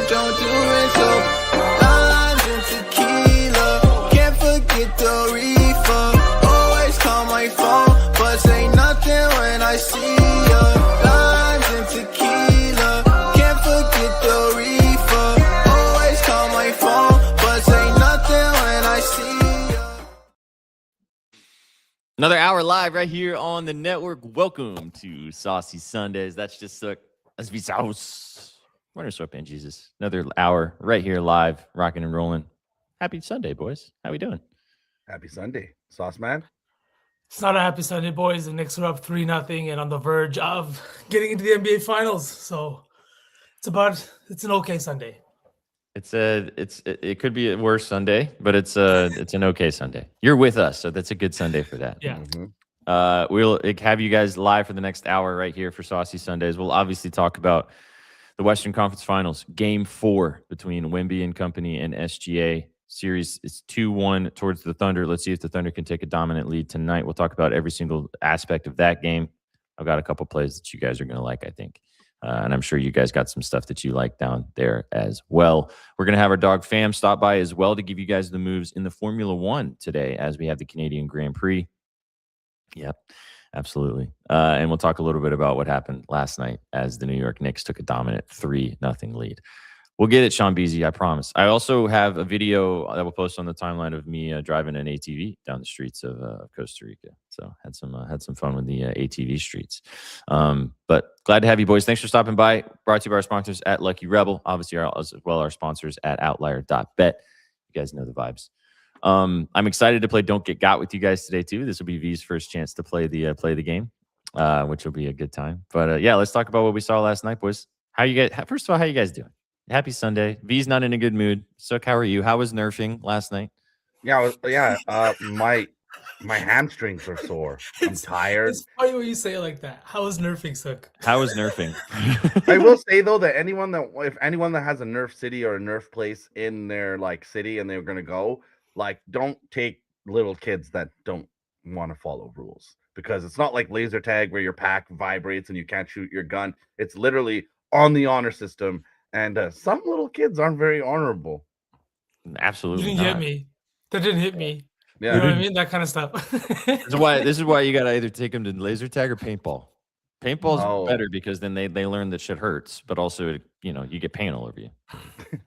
I haven't been paintballing in a minute, man. The last time though, wow, I had this, I thought I was slid on my knees, and then just behind the thing, my one knee pops out. Boom, boom, boom. 3 shots. I don't even know who it was. Sniped me. I had a welt this big just on the inside of my leg here. Oh. Mm-hmm. Yeah. I used to love playing paintball. Let's go. B dot. I will say I cornered a kid, and it wasn't someone in my immediate family, and the kid literally just let out a scream. And I did not stop. I shot him still. I just let him have it. Hey, equal opportunity, suck. I applaud you for it. Hey, that's what you're supposed to do. You got to teach them. You got to teach them what happens when they make bad decisions. Hey, to his credit, as soon as I shot him, he just went, and then went back to his side to press the button you got to press. Hey, at least he actually lived up. At least he followed the rules, like you said. That kid was raised right. Yeah, but seriously, bros, it was not a good look out there for your boy. I was running around covered. You said your hamstrings are sore this morning. Yeah, legit questionable this morning with the sore hamstring. Bro, I got an underdog tweet that Sook was a GTD for hamstring soreness. There was a point where there's a little cardboard cutout through all the houses and stuff that you're running through, and then at one point I saw that there was a cardboard cutout that was on the ground, and I crawled through it. Then I went, wait, this is for children. And then he finished crawling through it. Oh yeah, I had to commit. All right, well, we got Pham joining us in just a second, who's going to give us the moves in the Formula One streets. But let's talk about last night. I know you were nerfing, but I mean, I still don't understand why the Cleveland Cavaliers were 2.5-point favorites yesterday. I have no clue why this team was a favorite yesterday. They got dog walked once again at home. The Knicks team total was free. Thank God I took that. The Knicks plus 2.5 was air. They ended up winning by double digits. I mean, is this just sweeps, boys? I feel like maybe the Cavs just back against the wall win game 4, and then we get a gentleman sweep back in New York for game 5. Yeah. But this Cavs team feels cooked, no? To me, it doesn't even feel like that. To me, it feels like a legitimate sweep just because of the two guys that were watching on the other side, right? Like Evan Mobley's a young guy who really has not kind of just lived up to the hype entering the postseason, especially off of DPOY last year. Then you've got a guy in Donovan Mitchell who is now kind of becoming synonymous with not showing up in these big moments. And obviously James Harden. I know it's not the James Harden of Houston. I know he's in year 17. So for us to have the 25 and 10 expectations of this guy, it's probably a little bit tough. Not year 17, year 15, whatever he's in. But it's not the same. And I can't remember who I was talking to about this, but he's not going to be the same player. And I think that this is a case of the season's over. It doesn't look like there's any hope. There is no Believeland this year. It's just the Cavaliers and it's just Cleveland. But LeBron might be on his way back. So I don't know. Help might be on the way. LeBron, vet min at home. I mean, just because you bring it up, now it feels like conspiracy tinfoil hat on. If I take this hat off, it's lined in tinfoil. That report of James Harden being re-signed no matter what the outcome of the next round was, that feels like a leak from the organization to be like, please, James, play a little bit better, but feel comfortable because no matter what, we're going to bring you back. But I missed that game. But this morning I woke up early. I watched the quick 1 hour recap of the game. And I will say, oh my goodness, the Knicks are scaring me so much. And I started to daydream what the matchups with OKC will be like. And then my mind started to drift even more of like the Cavaliers, like, sure, you're going to say that, oh, you might go for LeBron, you might do this or that in the offseason. But this is a good organization. And I do think if they have their head on right, they move on from Donovan Mitchell. You've seen what the ceiling is with this team. Maybe now you throw all your weight behind Evan Mobley, who you drafted very high, second overall, if I'm remembering correctly now. So I think the natural progression of this team is through. You swung, you got a 1B guy, and you did not get over the hump. The Knicks seem like the measuring stick now in the East, and you didn't measure up. So Cavaliers need to move on, and it's going to be very sad for us, V, because it's going to be epic to see all these Knicks fans in the finals enjoying themselves. Somebody said that if they win, just stay home. It's not going to be a celebration. It's not going to be a parade. It's going to be a riot. That's what it's going to be in New York. But in all seriousness, I think you're right, Suk. I think it's all time to move off of Donovan Mitchell. I saw somebody, I think it was Rob Perez, maybe on Twitter, float this idea. LeBron comes back home. You flip Donovan Mitchell for Kyrie and maybe one pick, and you bring Kyrie back. You bring LeBron back with Evan Mobley in Cleveland. SPJ, my point here is not that you're going to flip it and do something and add a 42-year-old to your roster. My point is that you tell everyone Donovan Mitchell is a 30-year-old superstar and you get some assets back and you do a soft rebuild, right? Yeah, 100%. I mean, look what the Knicks did last year. The Knicks made the Eastern Conference Finals. They realized that they weren't going to get over the hump with Tibbs as their head coach. They got Mike Brown in. We all kind of thought that maybe was a questionable move, and it's paid off. Mike Brown has made the adjustments down the stretch of this playoff run that have been the reason why that they are now possibly one win away from making the NBA Finals. I think that two things need to happen for Cleveland in the offseason. You need to move on from D-Mitch. Don't know where he ends up going. But obviously, as you guys mentioned, the ceiling has been reached with this iteration of this current roster. And I think you have to chop it off at the head of the snake and start again. The second thing is, can we move on from Kenny Atkinson? Does Kenny Atkinson even know what the fuck he's doing with this roster? Like, this guy is, dude, watching his leading into the game, like the way he talked to the locker room leading into game 3, back against the wall. You need to go in, you need to have some power, some punch, some oomph. This guy is tapioca pudding, dog. Tapioca pudding, man. Like, he doesn't make the right moves. He doesn't make the right decisions. He doesn't make the right rosters constructions. He leaves fucking James Harden out there for way too long when he could have Schroeder running some more minutes. He leaves Max Strus Schroeder out there. and Tyson were the only plus players on the roster, and they played sub 10 minutes, both of them. You have Dean Wade starting, but then he only plays 12 minutes because of him not having any production. I don't understand anything about the way that this team runs their offense. The way they should be dominating in down low in the paint. They should be able to take advantage of the matchups with the two bigs. I just don't think that Kenny Atkinson is a good enough head coach in the NBA to win you a championship. Maybe he's a good regular season head coach. He got the benefit of inheriting a good roster, and as you talked about so many times, Jordan Ott was probably the one that was actually pulling all the strings behind the scenes. I just don't think that Kenny Atkinson actually has the stuff to actually be a championship level head coach. Yeah, I, He's got I see it now, SPJ, because me and you kind of went back and forth on this, and I was saying that I liked the demeanor of the Cavs, stay even, kill, never get high, never get too low. But then exactly what you're saying is that I did see all that, and it's like, my guy, now is the time. You've stayed calm forever. Now is the time to light the fire and literally start yelling, screaming, show some demonstrative personality, get your team ready to play. And it's like you're saying, like, yeah, it's like the worst type of pudding, tapioca. at least he's got plenty of timeouts saved up for game 4. 100%. They're all stocked up. Don't you know, Oh, you keep that's- them in the chamber and then you just keep them roll. They roll over. They That's roll over hilarious because timeouts. when I was watching the replay of the game and he called a timeout right away at the start, I was like, SPJ is happy somewhere. I was like, he liked that one. Fam, we love you. Oh my god. It's making right. us sad too to talk about the Knicks, trust me. I actually am kind of enjoying watching this team, but I mean, I know. Hey, they've been good, man. Just as they talk about them for a second, like the biggest hole that we thought, and a lot of analysts thought, was going to be their defense, right? Can Jalen Brunson, Karl Anthony Towns play together at the same time and them not be the defensive liability? Mitchell Robinson hasn't given them great minutes, but I do think that he's been underplaying everyone's expectations in terms of minutes. I think Mike Brown is more than happy to just go out there with this defense, and they are number 1 in defensive rating. They are number 1 in points allowed. And yes, I know they had the benefit of 2 maybe softer series in the first 2 rounds, but you can also just look at that like they handled business, and it's what they've done. Jalen Brunson, once again, 30-6 last night. He's just a guy that is playing fantastic basketball, and as much as it pains me to say it, man, the Knicks have a real shot at whoever comes out into this finals in the Western Conference. Like, I'm not sleeping on this team anymore, that's for sure.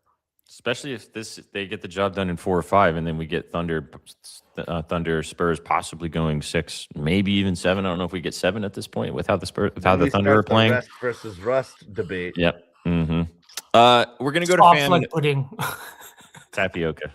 We're gonna go to FAM in a minute. You don't have to be sad anymore, big dog. But don't worry, fam. Come on, you Gunners, champions. Let's go, baby. He's got his. But I don't know how long we're gonna have Chef. So let's get to Chef first. And then we'll get Fam up here because I'm sure Chef has to love us and leave us because you know how Chef is. Chef Ray. Chef Ray. Two goats. Hey, Goat. How you doing? Good. How are you? Good. Happy Sunday. That's a very nice POV we have of you right now. That's a beautiful fan. I'm at my mom's with Vera. Hello, Hello, Mother Chef. Yeah. Mother Mama T. Chef. Mama Mama T. Chef. Yeah. OG Chef. Yeah. Absolutely. Well, I'm such a Beavis and Butthead laugh. All right. Well, I know you probably don't have too much time. So, what's the dealio with how you feeling about the game today? I don't know if you want baseball, whatever you want to talk about. What do you want? What do you want to say? I don't know. You know, it's interesting. Obviously, I feel like my my radar has been so off. I thought the Cavs were for sure going to win. Like absolutely just gave up completely, which is really sad to see. And I just still don't like betting on the Knicks or, you know, getting the Knicks. And, you know, it is what it is. Like if OKC's pulls, you know, what they've been pulling, and obviously, you know, there's a lot of these like edits out there of OKC just diving into Wemby, but you know, the stats are, you know, telling me that the Spurs are going to win, but who knows? So it's like, it's really hard to like sink my teeth, and I've been completely wrong the past 2 times. So if I say Spurs, then it's going to be OKC, and then we're going to have OKC and Knicks probably in the finals, and then everybody's just going to be laying on the floor for 52 minutes or 56 minutes. You know? Jalen Brunson and Shai Gilgeous-Alexander finals is would be hilarious. Don't trigger me right now. I know, fact that Suck. all of these plays are on the timeline, and there was no whistle on half of them. It's like just wince and whine and bitch and complain. Oh my God, people! Not you, Chef. Not you. Just in general. Okay, Chef. We've had this conversation plenty of times on this channel. We don't need to have it again. Yeah. When you posted I was gonna say you guys have this is probably beaten with a dead horse. So let's talk about baseball. That nobody's talked about baseball on the show ever, right? No, it gets you kicked off unless your name's Chef. It used to be outlawed. Yeah. Baseball actually has been really, really difficult the past week with home runs, like super Did you see this stat that this season so far is like the lowest batting average for batters in the MLB to start the season in like 20 years or something like that? Yeah. There's sub 300.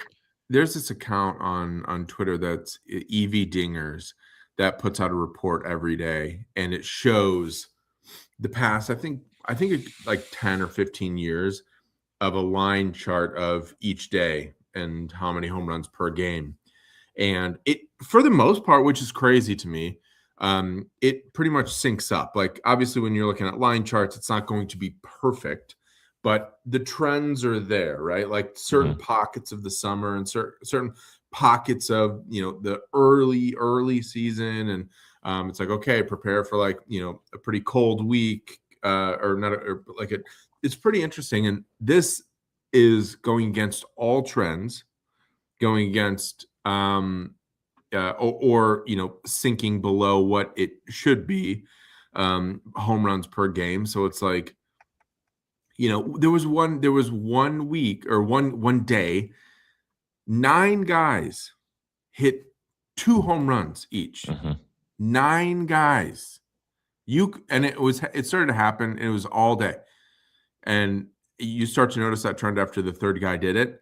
We literally cashed by literally just placing the bet of, once a guy hit a home run, you take him for the next one. Yeah. It's completely different now, and it's really difficult. So it's like, you do what you can with the data that you can, and you just, kind of pray. But well, what's the living on a prayer bet of the day then? Shohei. Okay. Showtime. Nothing wrong with taking Shohei when you're praying. If I'm praying for something, I want to take one of the best in the league. If I'm Exactly. praying for something, I want to pray. I want to take something who's betting his own overs. All right. Yeah. So Yeah, that too. He's actually never been the number 1 in the hub, and he's number 1 today, which is interesting. Number 1 on the hub. Yeah, Big he's never award. been number 1. Wow. You need to make And today you know what you need to do? You need to make a graphic that looks like the hub, but you have the list. I know. No, have you- your And then number I get a cease and desist, and then I'm in okay. legal Hey, trouble. And We'll take one cease and desist. We can handle one, Chef. we can handle one, Chef. I'll send it to you, Suck. That's good. I'll send it to you. Does that sound good? Yeah, I'll whip up the graphic and I'll take the legal documents as well. Sure. I'll just say my business is based in Canada, and they'll be There like, you "Oh, go. I can't touch that." Yeah, there you go. I was gonna say it's based out of somewhere like Antigua. What are they gonna do? They're gonna come for you there? You know what I mean? I know. I'll just say Kenya or something like that. Yeah, I'll give you the address down here in Costa Rica. It'll be fine. There you go. I thought you were in Right. Puerto Rico. This motherfucker, Exactly. every time he says, "How you doing?" he says, "How you doing in Rico?" And I'm like, "I'm in Costa Rica for the 7th time." Oh my god. Crazy. So racist. Oh my god. Oh my god. All the Ricos are the same to me. Puerto Ricans are Americans, okay? Costa Very Puerto Rica, good. Rico, Puerto Rico, Costa Rico. to potato, right? All right. Well, But you if I have a Rico- prop in tonight's game, yes. I do like. I put out a flyer earlier. It was a crazy flyer, which we actually got really close to the flyer last night. I've got Vassell 4 threes, Fox 6 boards, Hartenstein 4 assists, Vassell 6 boards, Wemby 3 threes, 55,000. Nice. I like that. It's a little Fox bit of a scares me a stretch, little but bit, like but- all those kind of line up with the matchups. And let me see if there's any CLV. Holy shit! No way. Did it cash already? Did it hit the account? I've never seen this. I just, sometimes you say like replace bet. Yeah. 27,000. Nice. Oh. Slashed in half. Wow. Let's go. So that being said, I like Vassell PR. Yeah. As a straight. Get down with that. Yeah. And You do have a question. Chef Casey Wallace over 1 point. I have no idea how this rotation's going right now. Mhm. Jalen Williams, is he in? Is he out? What's going to happen? I have no idea. My favorite play. What's up? My favorite play is on Case and Wallace today. What, I like the PRS? three Stifler. Yeah. No AJ Mitchell too. I don't think J-Dub's playing either, but we'll get there. Yeah.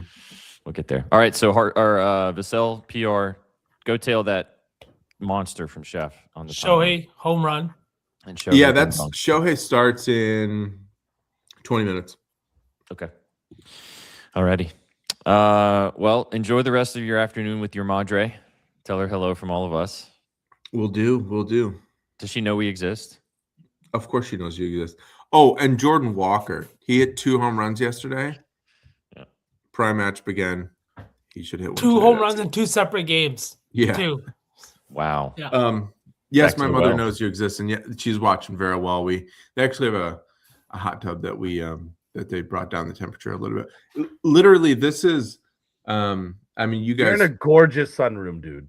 Yeah, this is a nice room. This is where this is the area that I grew up, and it is the sticks, like literally surrounded by cornfields. Like Nice. it is literally. Hold on, you got to see this. Ooh, we're getting Wisconsin. Oh, we're getting the a one-eyed walk cat. around. Whoa, wait, hey, what? Go back to the one-eyed cat. Yeah, we She's like sleeping. animals. Hello, one-eyed cat. Ari. Holy- See? Oh, what a cutie! Wow, this is pretty Yeah. show. That's like literally a fourth of the yard. I like that, My mom is like green thumb, so I like it's that very wood lush stove. out That here. wood and- stove is nice too in the corner. Yeah, it's. Oh, and my kid's butt naked with a little popsicle. Don't show us that. Do not I'm show not us gonna show you that. that. Don't show us that. I'm not. Yeah, we're just out here for the day, just to take a breather. That's really nice, Chef. That's really nice. Let's Yeah, go. it's nice. She's the one that takes care of Vera on Mondays and Tuesdays, so it's nice to be out here, and it's beautiful out today. But It looks nice. Mm-hmm. Well, thanks for blessing us. We appreciate you. Enjoy some of that sunshine. Enjoy some time with your family, and All right. let's smack some bets tonight, man. all right, thanks, See you, guys. Live All right, boys. love you, buddy. All right, Take bye. it easy. Peace. Let it go. Ghost. That's a great comment. I'm leaving that one in the shadows, though. I know. I Chef, almost brought it up. Equal opportunity. Equal Oh my opportunity. god. All right, let's move and groove. Let's go to FAM. Talk about some racing. See what he's got on the Formula One streets today, as it is around the corner from Sook. At least, do you know, Sook? Do you know that this man's going to be in your zip code very soon? Did he tell you? Yeah. Yes, I'm Yeah. fully aware. Okay. See you in 26 hours, my guy. Are you excited? I Oh, am. I'm always excited. Do you know that Oh. I'm going to be in your zip code next week too? No, I'm You're kidding. in Puerto I'm Rico, kidding. bro. I was about to get mad. I was like, did I just pick the wrong week? No. Imagine. I know. Okay, we've been also right before we bring fam on, we've been joking about this for 2 years. But can we all go to the Calgary Stampede? Vsauce will be there. SPJ, you're like from Nashville. You would very much enjoy that. I think also Ruda would enjoy it as well. So She ain't make it coming. happen. She hates big crowds. She hates big big crowds. crowds. I'll be there. Okay. We'll take half. We'll take 50% of you guys. That's fair. That Oh. works. I'm like 75% because I'm. So That's like 25%. Yes. All right. There we go. New Forza. Bam Bam. How we doing? What big up? dog? Hey. You got the Ooh, fire what an room. entrance. That's like an- the ending of the F1 movie right there. Yep. That's also what just happened in North London today because North London is red and it's nice and gold for the Arsenal Gunners. Let's go, fam. Bang, bang, bang, bang, delaying bang. our championship, the trophy lifts, because Newcastle wants to. Not Newcastle. Crystal Palace wants to. I don't even know what they're doing right now. I have it on my right here, just waiting for them to just get done. I want to see them lift the trophy. Is the game not over? No, the game's over, but it's the Crystal Palace's last home game of the year, so they're doing like the family celebration Oh, gotcha. Okay. hour for them to lift the trophy. Jesus That's Christ. crazy. Today's Can our game. Yeah. All right. Well, we're not going to talk. I'm not going to ask you about the Cavs. I think we talked about it enough. I'm sure you're a little sad boy, but let's make you happy and tell us a little bit about what we're going to see today in the Canadian Grand Prix.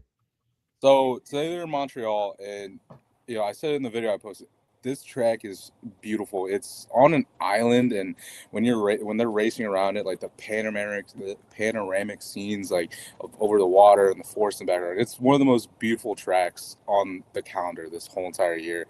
And I love when they race there because it's a fast track too. Like these guys, like there's 2 really long straights on the track that cause mayhem at the ends when they're braking towards the hairpin corners. So there's gonna be a lot of action today.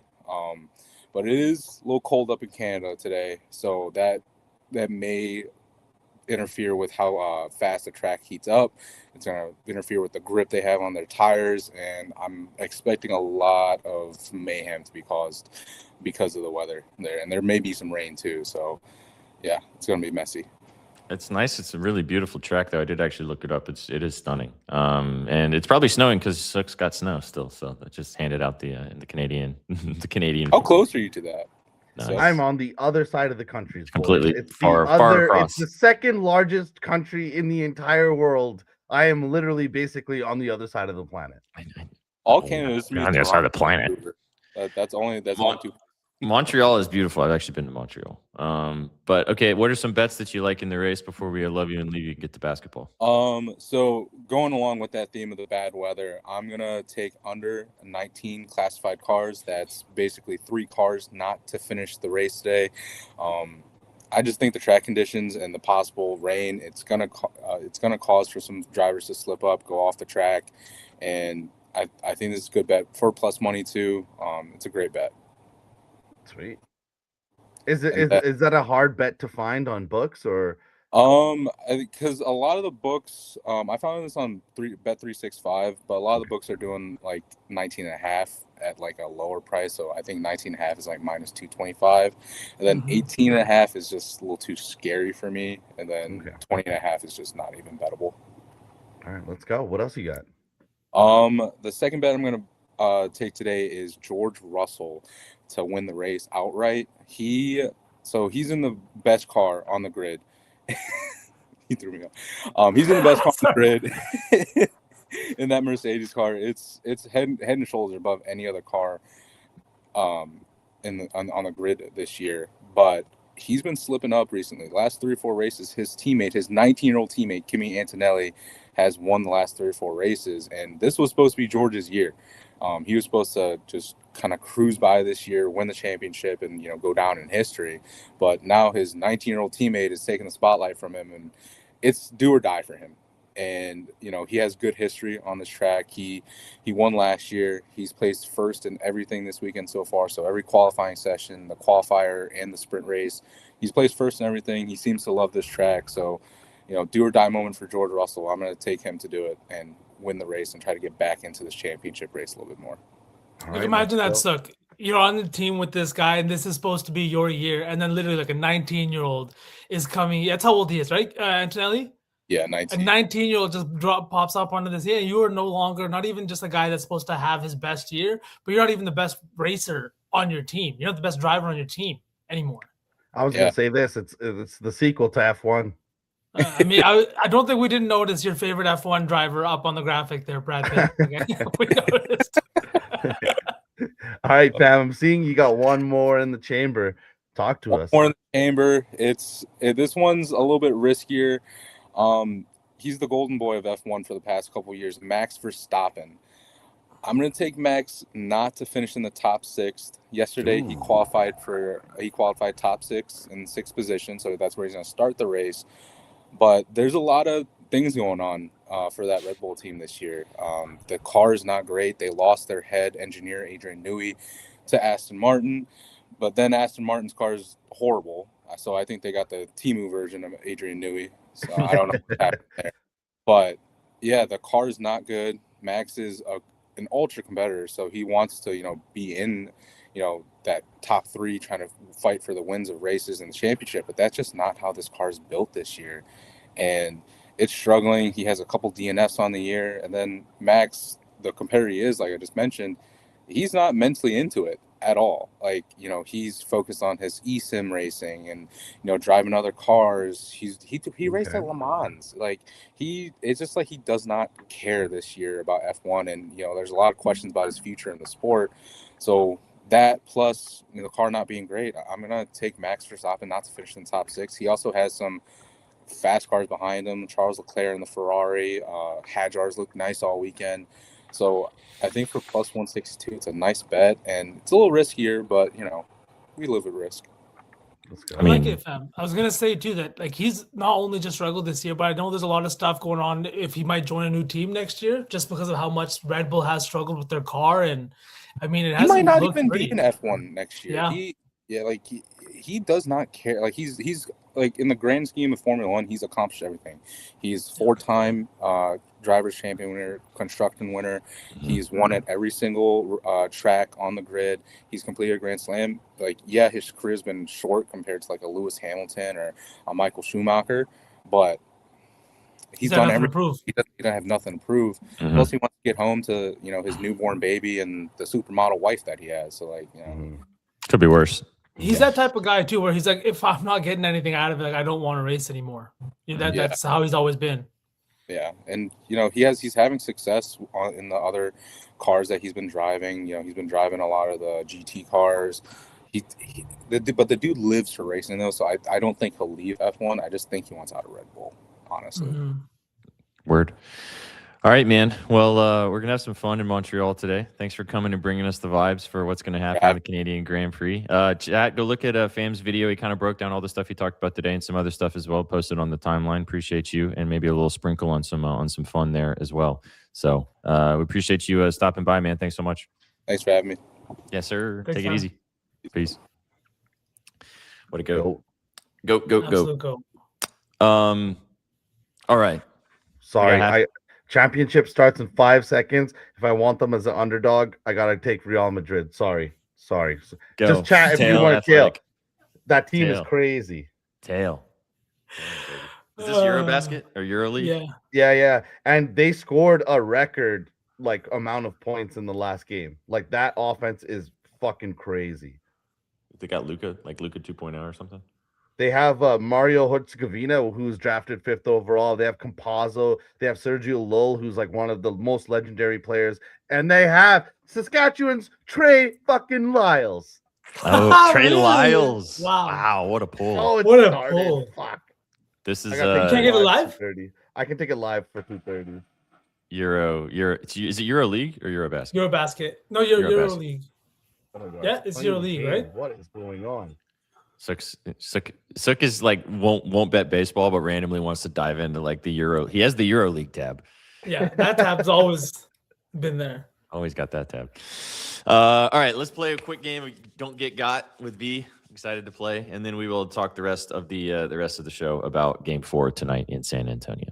All right, I'll put me in the middle. So V, the way this game works is I'm going to read off categories, okay, and I'm going to Are you?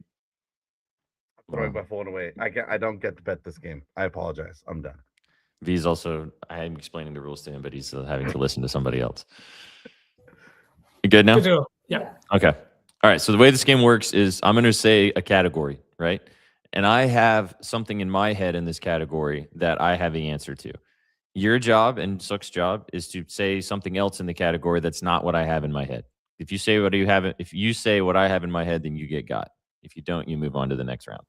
Okay. Does it make sense? It sounds a little confusing, V. I was confused too, but it's simple. It's easy. Okay. All right, Chad, here we go. First one, in honor of the Green Goblins. All of these are sports except for one. Hall of Fame Celtics. Ooh. KC Jones. No, like people in the actual NBA Hall of Fame that are Celtics players. Yeah, Casey Jones. Okay. And then I'll go with Bill Russell. You got Sauceman. I really thought he was going to go Larry Bird. Why? You racist. Yeah. These would have been good ones too. Yeah. There you go, KG. Okay. All right. So you got. We'll keep you in the game. But thank you. All right. Next up, NBA logos. That is an animal.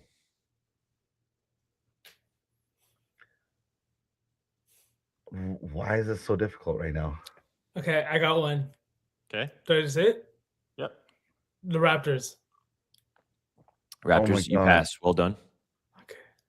I'll go Bucks. You pass. I chose the worst one of all, the Pelicans. Oh, that is the worst one. I thought maybe you'd go Hawks. Because Atlanta was the first one that came to me because of Hawks is a good one.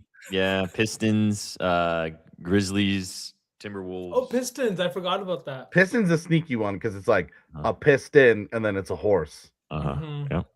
Okay, next up. Current players in the NBA that are Germans. German current NBA players. There's only two I can think of. Three.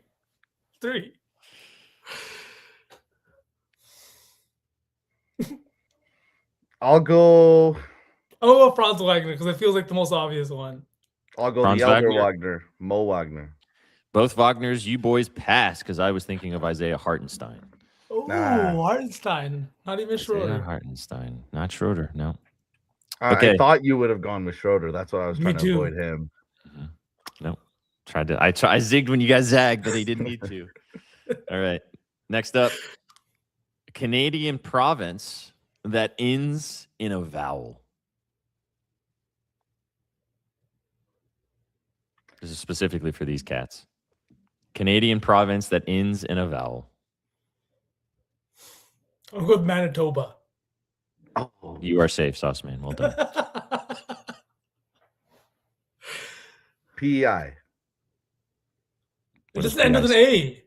Prince Edward Island. It ends with a D. Edward- AEI or you, Prince Edward Island. Oh, I'm doing that. Island. Duh. That's a consonant, big dog. So got for that. You got Yeah, for I'm that. got You got. I was thinking of Nova Scotia. Nova Scotia. So chat, you both would have been safe with Stifler and GPAC. Okay, last one. Gatorade color. Glacial ice. That's not a color, suck. White. You got. I was thinking of white. Damn it. I was gonna go with blue, but that felt more obvious. But white, wow, sick. You are safe, sick man. Oh my Oh, god, sick. All right, well there you go. That's you got. I like this. Don't get got. It's pretty fun, right? Yeah, the cucumber slept on flavor. I will say that. It's a good one. It's a good one. Although I was going more for colors instead of flavors. Yeah, But glacier ice. that is my favorite flavor too. That's the best. I think one. that's light blue. I don't even think that's white, is it? No, it's white. It's white. It's white. Okay. It's white. It's white. It's so good. Glacier cherry is what you're thinking of. That's the white one. Oh yeah, All right, there you go. Don't get got. that was I like great. this game. It's fun. All right, let's talk hoops. 2.5 point favorites, boys, are the Spurs going into game 4. A little bit of back against the wall here. They need to kind of snag this game to even this thing back out. Otherwise, they got to really climb out of a hole in game 5, but going back to Oklahoma City. 2.5 point faves, like I mentioned, which is the exact same line we saw in game. Well, no, point higher than what we saw in game 3. Thunder ended up winning very handily. So interesting line there. 219.5 point total. Interesting line there too.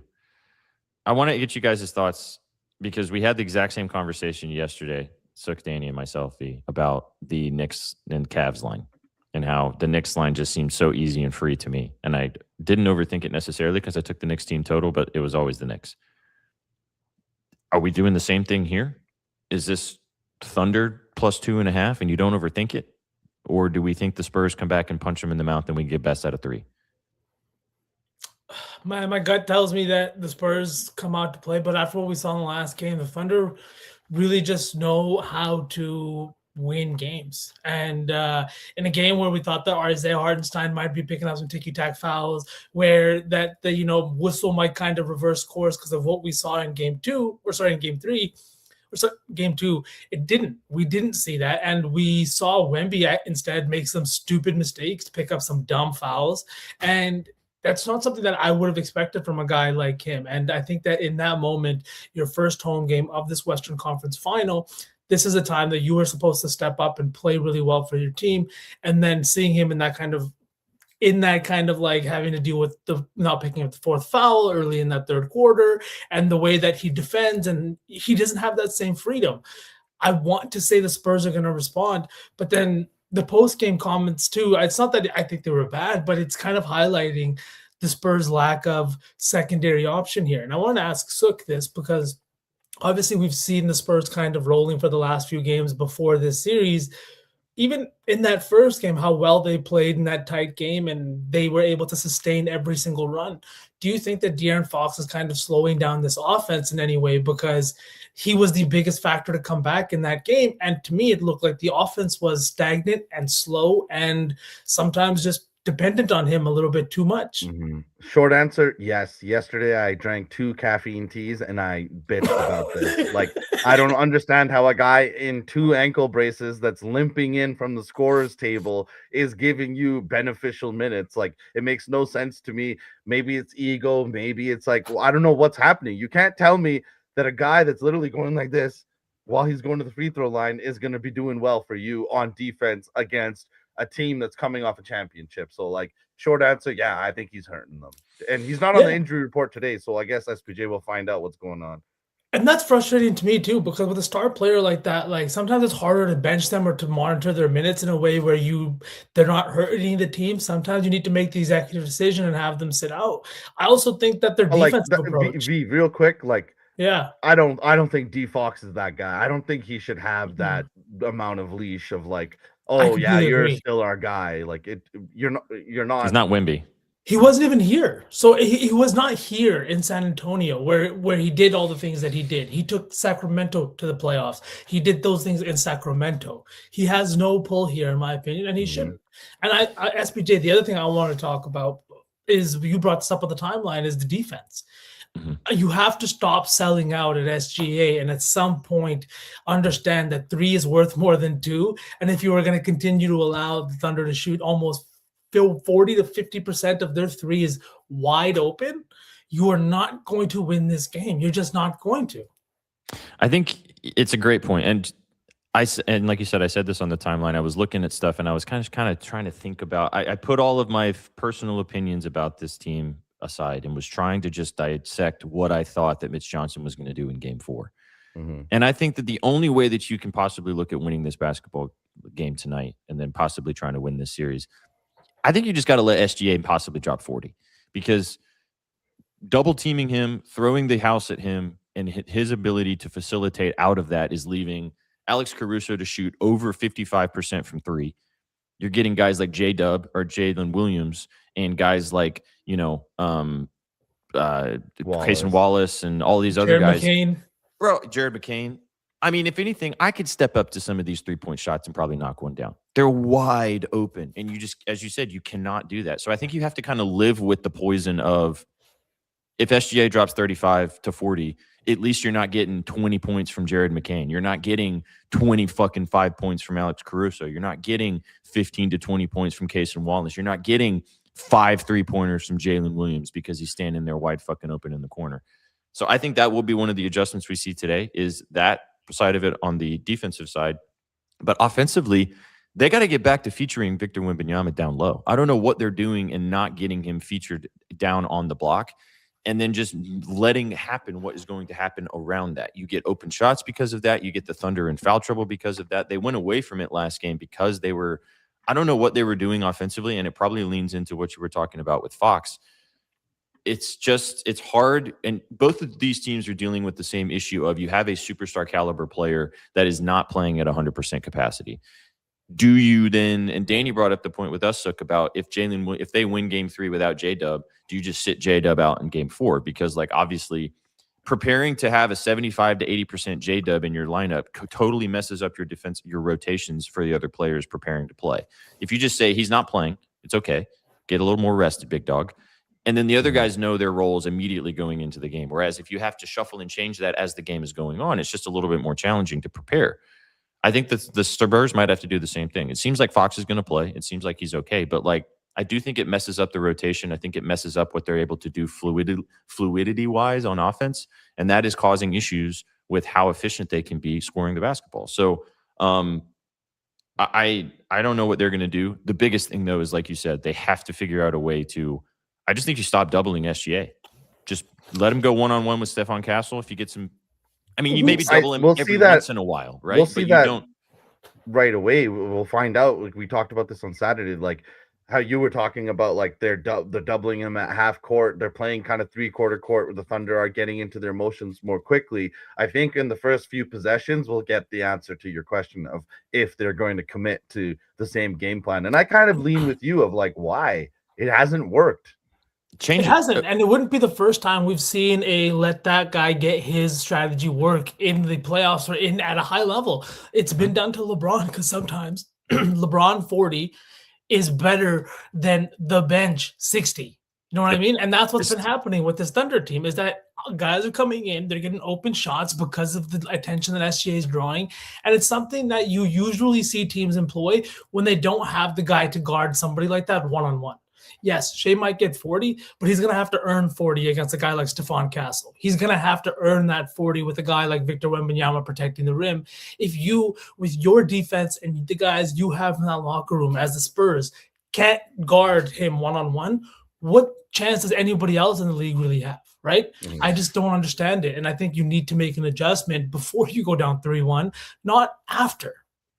It's the Jokic thing. We've had the same discussion with Nikola Jokic. A lot of teams defend Jokic that way, where they would rather Jokic score 40 and not have a 15 rebound, 12 assist, triple double. They would rather him score, 40. I did said that the wrong way around, but you guys know what I mean. Like, yeah. They would rather if you let Jokic score 40, but MPJ is not open for 10 3-pointers. Like LeBron was the most dangerous when he had Shane Battier or Ray Allen in the corner or guys that could hit open shots, right? And OKC has like 5 of those dudes, So 6, like 7. it's not working out. So just play this team defensively straight up. Maybe every once in a while you throw a double team at SGA if he gets on a little bit of a heater, but like just play him straight up to start the game and then see what happens, because Alex Caruso is not going to knock down a contested 3-pointers if he's taken 5 to 6 contested threes. 28% in the regular season, and now he's shooting well above 50. Exactly, because of what he's seeing. So that's a very good point to mention going into this game on structure and like what these coaches, and it's been a great chess match so far in every single game. What adjustments are you going to make? How are you going to adjust to those adjustments? And then how are you going to execute the adjustments? I have a play on the kind of prop or on the side and total side, and then we'll jump into props. Jerry kind of said this, and I stared at this for a long time last night. So I'm going to roll back up here. Thunder team total over 108.5. I like that a lot. However, I kind of lean with the Spurs to possibly win or at least keep this game relatively close. And if that's going to happen, the Spurs are going to have to score 110, 115 points. So I just took the total. 218.5. I got 218.5 last night. It's up to 219.5. Don't care. Take it there. This hit in every game in the series. This is hitting every single matchup that they had in the regular season. It's going to be 220 plus, boys. I just don't see a way that this slows down. To the free throw line they're going to get to. They're going to be scoring. They're going to be shooting. If you want to take the Thunder team total, though, I like that play a lot. Again, I stared at that one quite a bit, but I wanted to rope in both teams to score. So I took the game to go over. Let's go. Yeah. Okay. Props. What are we digging in the prop department? It sounds chalky, but Vic, man, like it's now or never, right? You go down 3-1, you lose both home games in front of the Jackal's Den, in front of your fan base. I don't know. This feels like the spot. But again, this is also what we've talked about with Vic. Is like he's young. You're going to have teams that go through these kinds of things when you get to high-level games and you get to high-level play. He's only in his 3rd season. Obviously, sometimes in the things he does is way above where he is in terms of experience. But is this just that? Is his youth? Is this team's lack of experience kind of showing here? And obviously, OKC's got a ton of it. They've won a ton of games in the postseason and the regular season. I want to say that Vic's going to have one of those games where he has like 40 and 15, but I need some reassurance from you guys. Like, is that what's going to happen here? Or is this youth with the Spurs just going to get the best of them? Because I didn't love the way that the offense was looking with Fox back either. It didn't look like they were looking at Wemby inside as much. It didn't look like the offense was running through him as much. So Silk, what are your thoughts on that? I don't know. It's hard to tell like what's going to happen because the Spurs game plan in game 1 looked scary. It almost looked like that's going to work forever, and then the Thunder do what they do, and then they're just finding guys wide open. So it's hard to tell, to be honest. Yeah, I think they have to, V. I think they got to go back to Wemby down low. You got to just you got to get Wemby in advantageous situations on the block. Realize that if Hartenstein's on him, great, get him to foul him. If Chet's on him, great, dunk on him. If a shorter player's on him, great, take advantage of the matchup. Like you just have to. You have to put Wemby. If Wemby's going to play 38 to 40 minutes, which is what he's been playing every single game, you got to utilize him. There's no reason why the 7'5" guy should be running wind sprints up and down the court, not touching the basketball. my strong opinion on this, I don't know what they're gonna do, but my strongest opinion is whatever they do, they have to do faster. Yeah. I don't want to see you take 8 seconds to get Wemby a post up against a guy that's a foot shorter than him. I don't want to see Wemby back down and then fake spin and then fall down. Like I just want you bang go. Like we saw this in the last game. He caught it one time on the elbow and he just did a shot quickly right over him, and it's been on the timeline. Vsauce, you'll like this, that a lot of people are saying that KP Wemby should go look at KP's highlights from the championship run. He was catching the basketball in the high post, making one move and scoring efficient. And I think like that's the only opinion I have. I don't know what they should do, but I do know that whatever they do with Wemby is get him into the action fast, make it happen. Don't lollygag around trying to force the ball into him. There's got to be a level of efficiency there. When you're looking at a guy that's 7'5", that is not only your best offensive option, but your best defensive option, you kind of have to look at it in terms of energy expenditure and how much he's expelling on any certain possession. If it's taking 9 seconds for him to post up Alex Caruso down low and you haven't gotten him the ball yet, that's a huge waste of time. So I agree with you, Sook. And even that post up, like that little mid-range at the high post, you are significantly taller than everybody. If you can start to hit that jumper consistently in the way that Joel Embiid does, that would unlock a whole nother aspect of his game. Now, obviously, that's probably more off-season thing than it is in the middle of a series thing. But hey, like you're right, they need to make quicker decisions, and then they need to make the offense more efficient. And you guys are going to hate this, but he needs to kind of take a page out of the Shea book of catch the ball, go up for the shot. Like Shea understands that when he catches the ball, he's already being fouled half the time. So when he takes a dribble and falls over, the ref is already internalized and seen the first contact. So we watch the replay, and the replay doesn't include the first bump. So then Wemby is getting bumped at every opportunity. He needs to realize that if he's getting bumped as he's catching it, that maybe if he goes right into his move, he'll get the call. Yeah.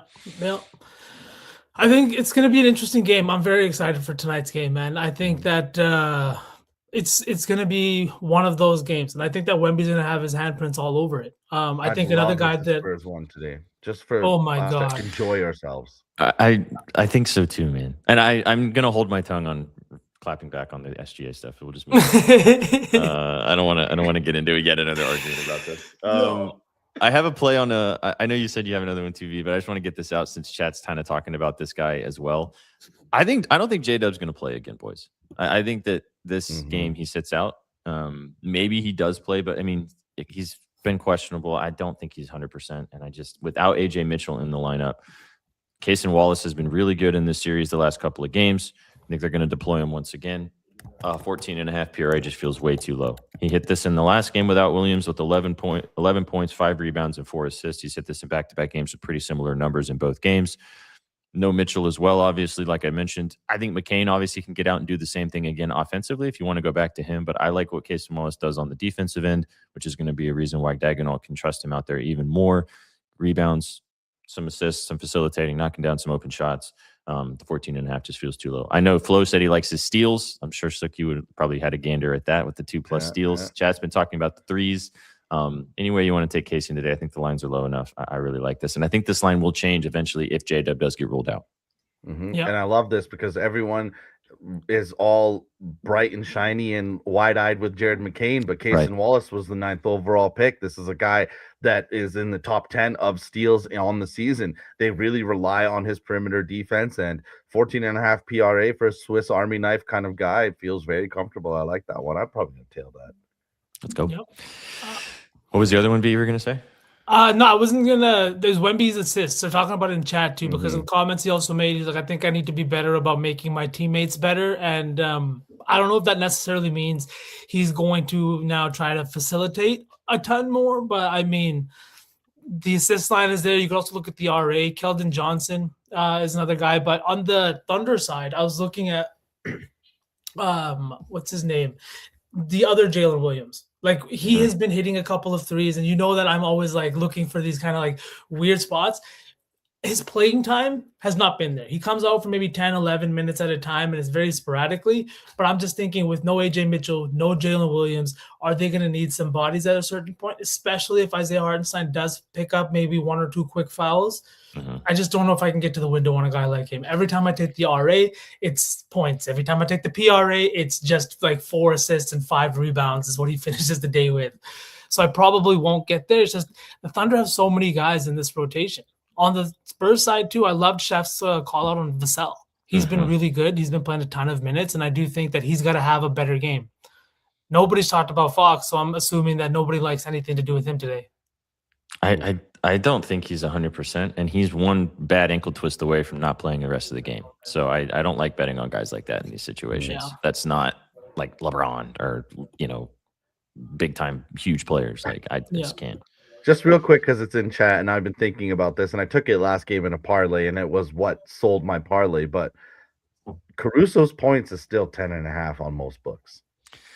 I looked at this last night, Sek. What do you think? I don't like it. The under or the over, I mean? I don't like the over. His shot volume has taken a complete and total nosedive. He took 11 threes in game 1. I think he took like 7 or 8 in game 2. He only took like 4 or 5 in game 3. It's going this direction. And I think that we see something similar. Like he way outplayed his skates in the last couple of games. And if they do make the adjustments that we think they should, he might not be getting as many open shots. Yeah. If anything, I'd take the PRA because he's going to be out there, for his defense and rebounding. If you really want to take something with old Elmer Fudd, but I looked at it because I had the same thought. I was like, is it the same line? And then I was looking deeper at like shot volume and things like that, and it makes sense that they keep setting it at that line because it's the Mikal Bridges conversation. Now, Mikal Bridges has been spectacular for the Knicks. It's exactly the same thing. His PRA was free yesterday. But again, eventually, Mikal Bridges is not going to shoot 60% in a game, every single game for like 12 games in a row. Like it's not sustainable. The Knicks have the highest true shooting percentage right now in the entire association's history in the playoffs. Magnet ball. I'm convinced. Like I was not a believer in magnet ball, but I'm a believer in magnet ball. Holy cope. Going back to Jalen Williams because I want to throw you this because I'm sure. Did you look at his threes? 2+ is plus 200. I did. 6 attempts in back-to-back games. Hit 5 obviously last game. 2+ for plus 200. Sauce, man. Come on now. Right? And we talked about this. He's a guy that takes like 70% of his shots from beyond the arc. That's an insane stat. He's one of my more frustrating dudes on this team too. The way he plays, but Luke Cornett. Is there a guy? SPJ, just derail us for one second. Cason Wallace. Okay, you knew where I was going with this. Yep. Cason's the one guy. He's the one guy. I like Wiggins too. He's okay. McCain's fine. McCain's fine. Everyone else, dude. The Luke Cornett minutes have been absolutely abysmal. I don't know if you guys have seen the stats, but like it's in limited minutes to be that bad. It's really, really bad. And I don't even understand what you do in that situation because obviously Wemby needs a little bit of a breather, but you can't go small really. I don't understand what you do or how you can fix this because this seems to be a huge, huge crater in terms of like just production when you put Cornett out there. So what do you do? You can't do anything. He's unplayable. I think you bench him. I don't think you play him anymore. But who plays then? Just go small. Carter Bryant and you go small. Yeah, I agree with SPJ. I'm so interested to see what Mitch Johnson does today, man. I'm gonna just be watching his adjustments. Why don't you throw fucking Kelly Olynyk out there to just get some 10 minutes of fouls? Somebody's gonna get injured. Somebody's gonna punch somebody in the mouth.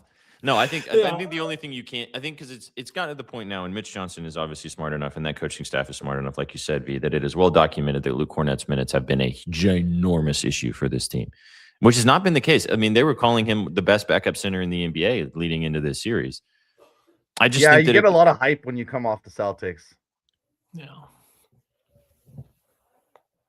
All the Knicks love chat. They had to throw in the green. Get it in there. One in there. I think you have to bench him. I don't think you can play him. I think you have to just like I said, play Carter Bryant, go small. and just let Wemby get his 2 to 3 minutes of rest, get some oxygen, and then get straight back out there, big dog. It's not like the other J-Dub is ginormous. Carter No. Bryant should be able to handle him. He's got an incredible 40-inch vertical. Like, Well, and let's see. Hartenstein and Chet are obviously both 7-footers, but like they play like they're about 6'7". Like neither one of those guys play like they're 7-footers. Yeah, exactly. Is Chet gonna have a good game eventually? What do you guys think? Is today How the far day? are we from Hump Day? Far. About as far as you can be. We are dead in the middle of the Hump Day week, right in the smack dab middle. Oh. So No, I ain't touching Chet, but I'll go into the one prop that I am taking. It's Shea. You can get the 37.5 PA for probably plus money. I know everyone's talking about the assists at 7.5. I think that might be a comfortable look as well. But I think this kind of protects you whether he goes off scoring or he continues to get double-digit assists. And like we just talked about, that was a perfect segue into this. Like, I don't know how the Spurs are going to try to handle him today. So this feels like the safest bet for me. It's the one bet that I did take. So I'm going with SGA, the Canadian GOAT, 36.5 PA. Do what Shaggy Bets always says, shop around because you can get the 37.5 for plus money. I like it. I do too, Like I man. said, I mean, The parlay from the other day that we had on Friday, right? Like, I obviously don't want to get that chalky. Maybe a case in Wallace prop instead of something else. But, dude, it felt like that. It should have hit that day. It would just, I don't know. It feels like Just it's run going it to be one back. of those games today. Yeah. Mm-hmm. Let's do SGA. PA. I like your PA angle. Thank you. 36.5. Okay.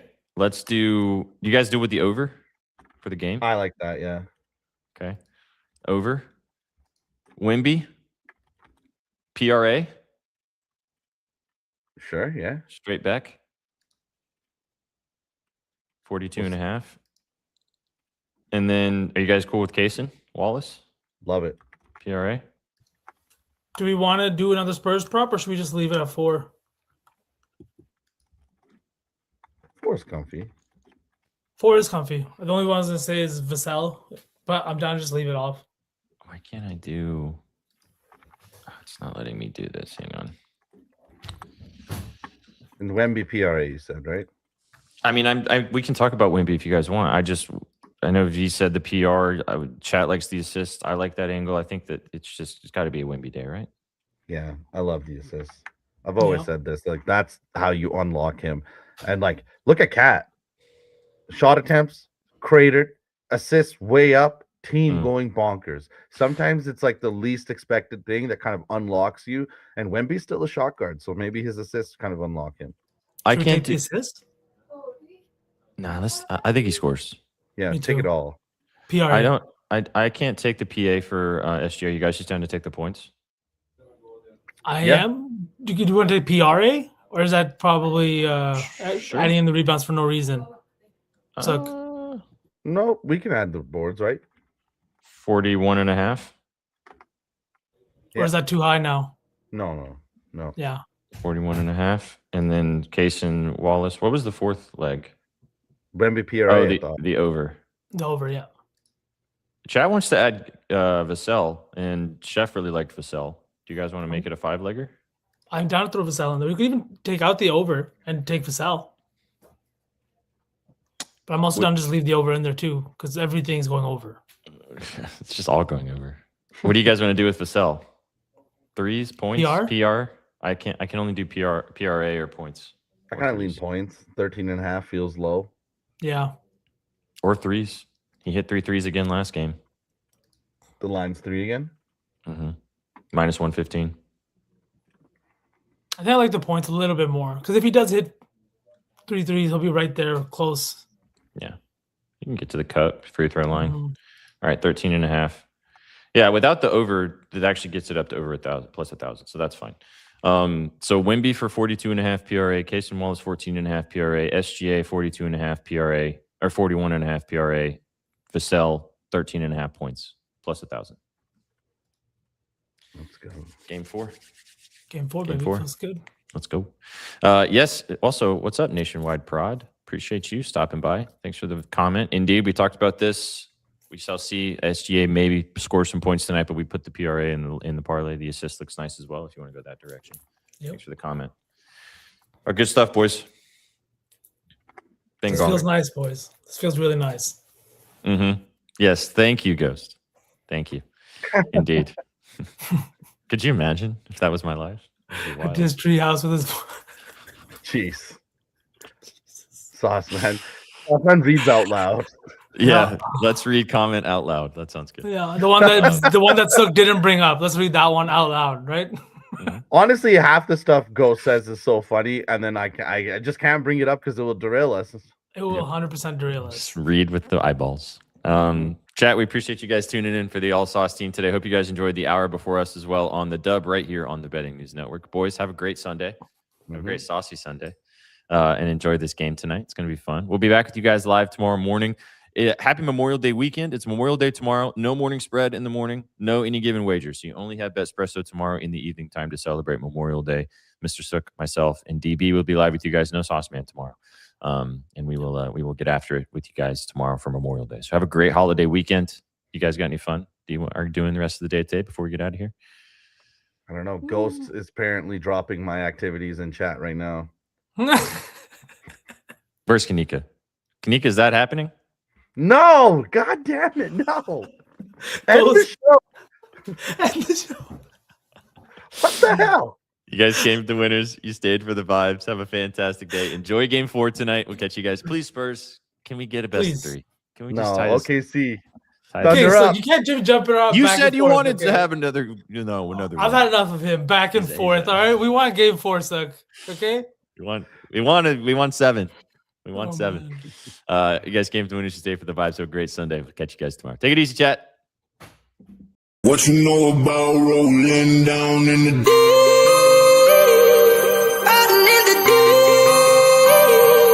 Down in the deep. Now I know y'all be loving this shit right here. Rolling. What you gonna do? Rolling. What you gonna do? Down in the rolling. What you gonna do? Right, y'all be loving this shit. What you know about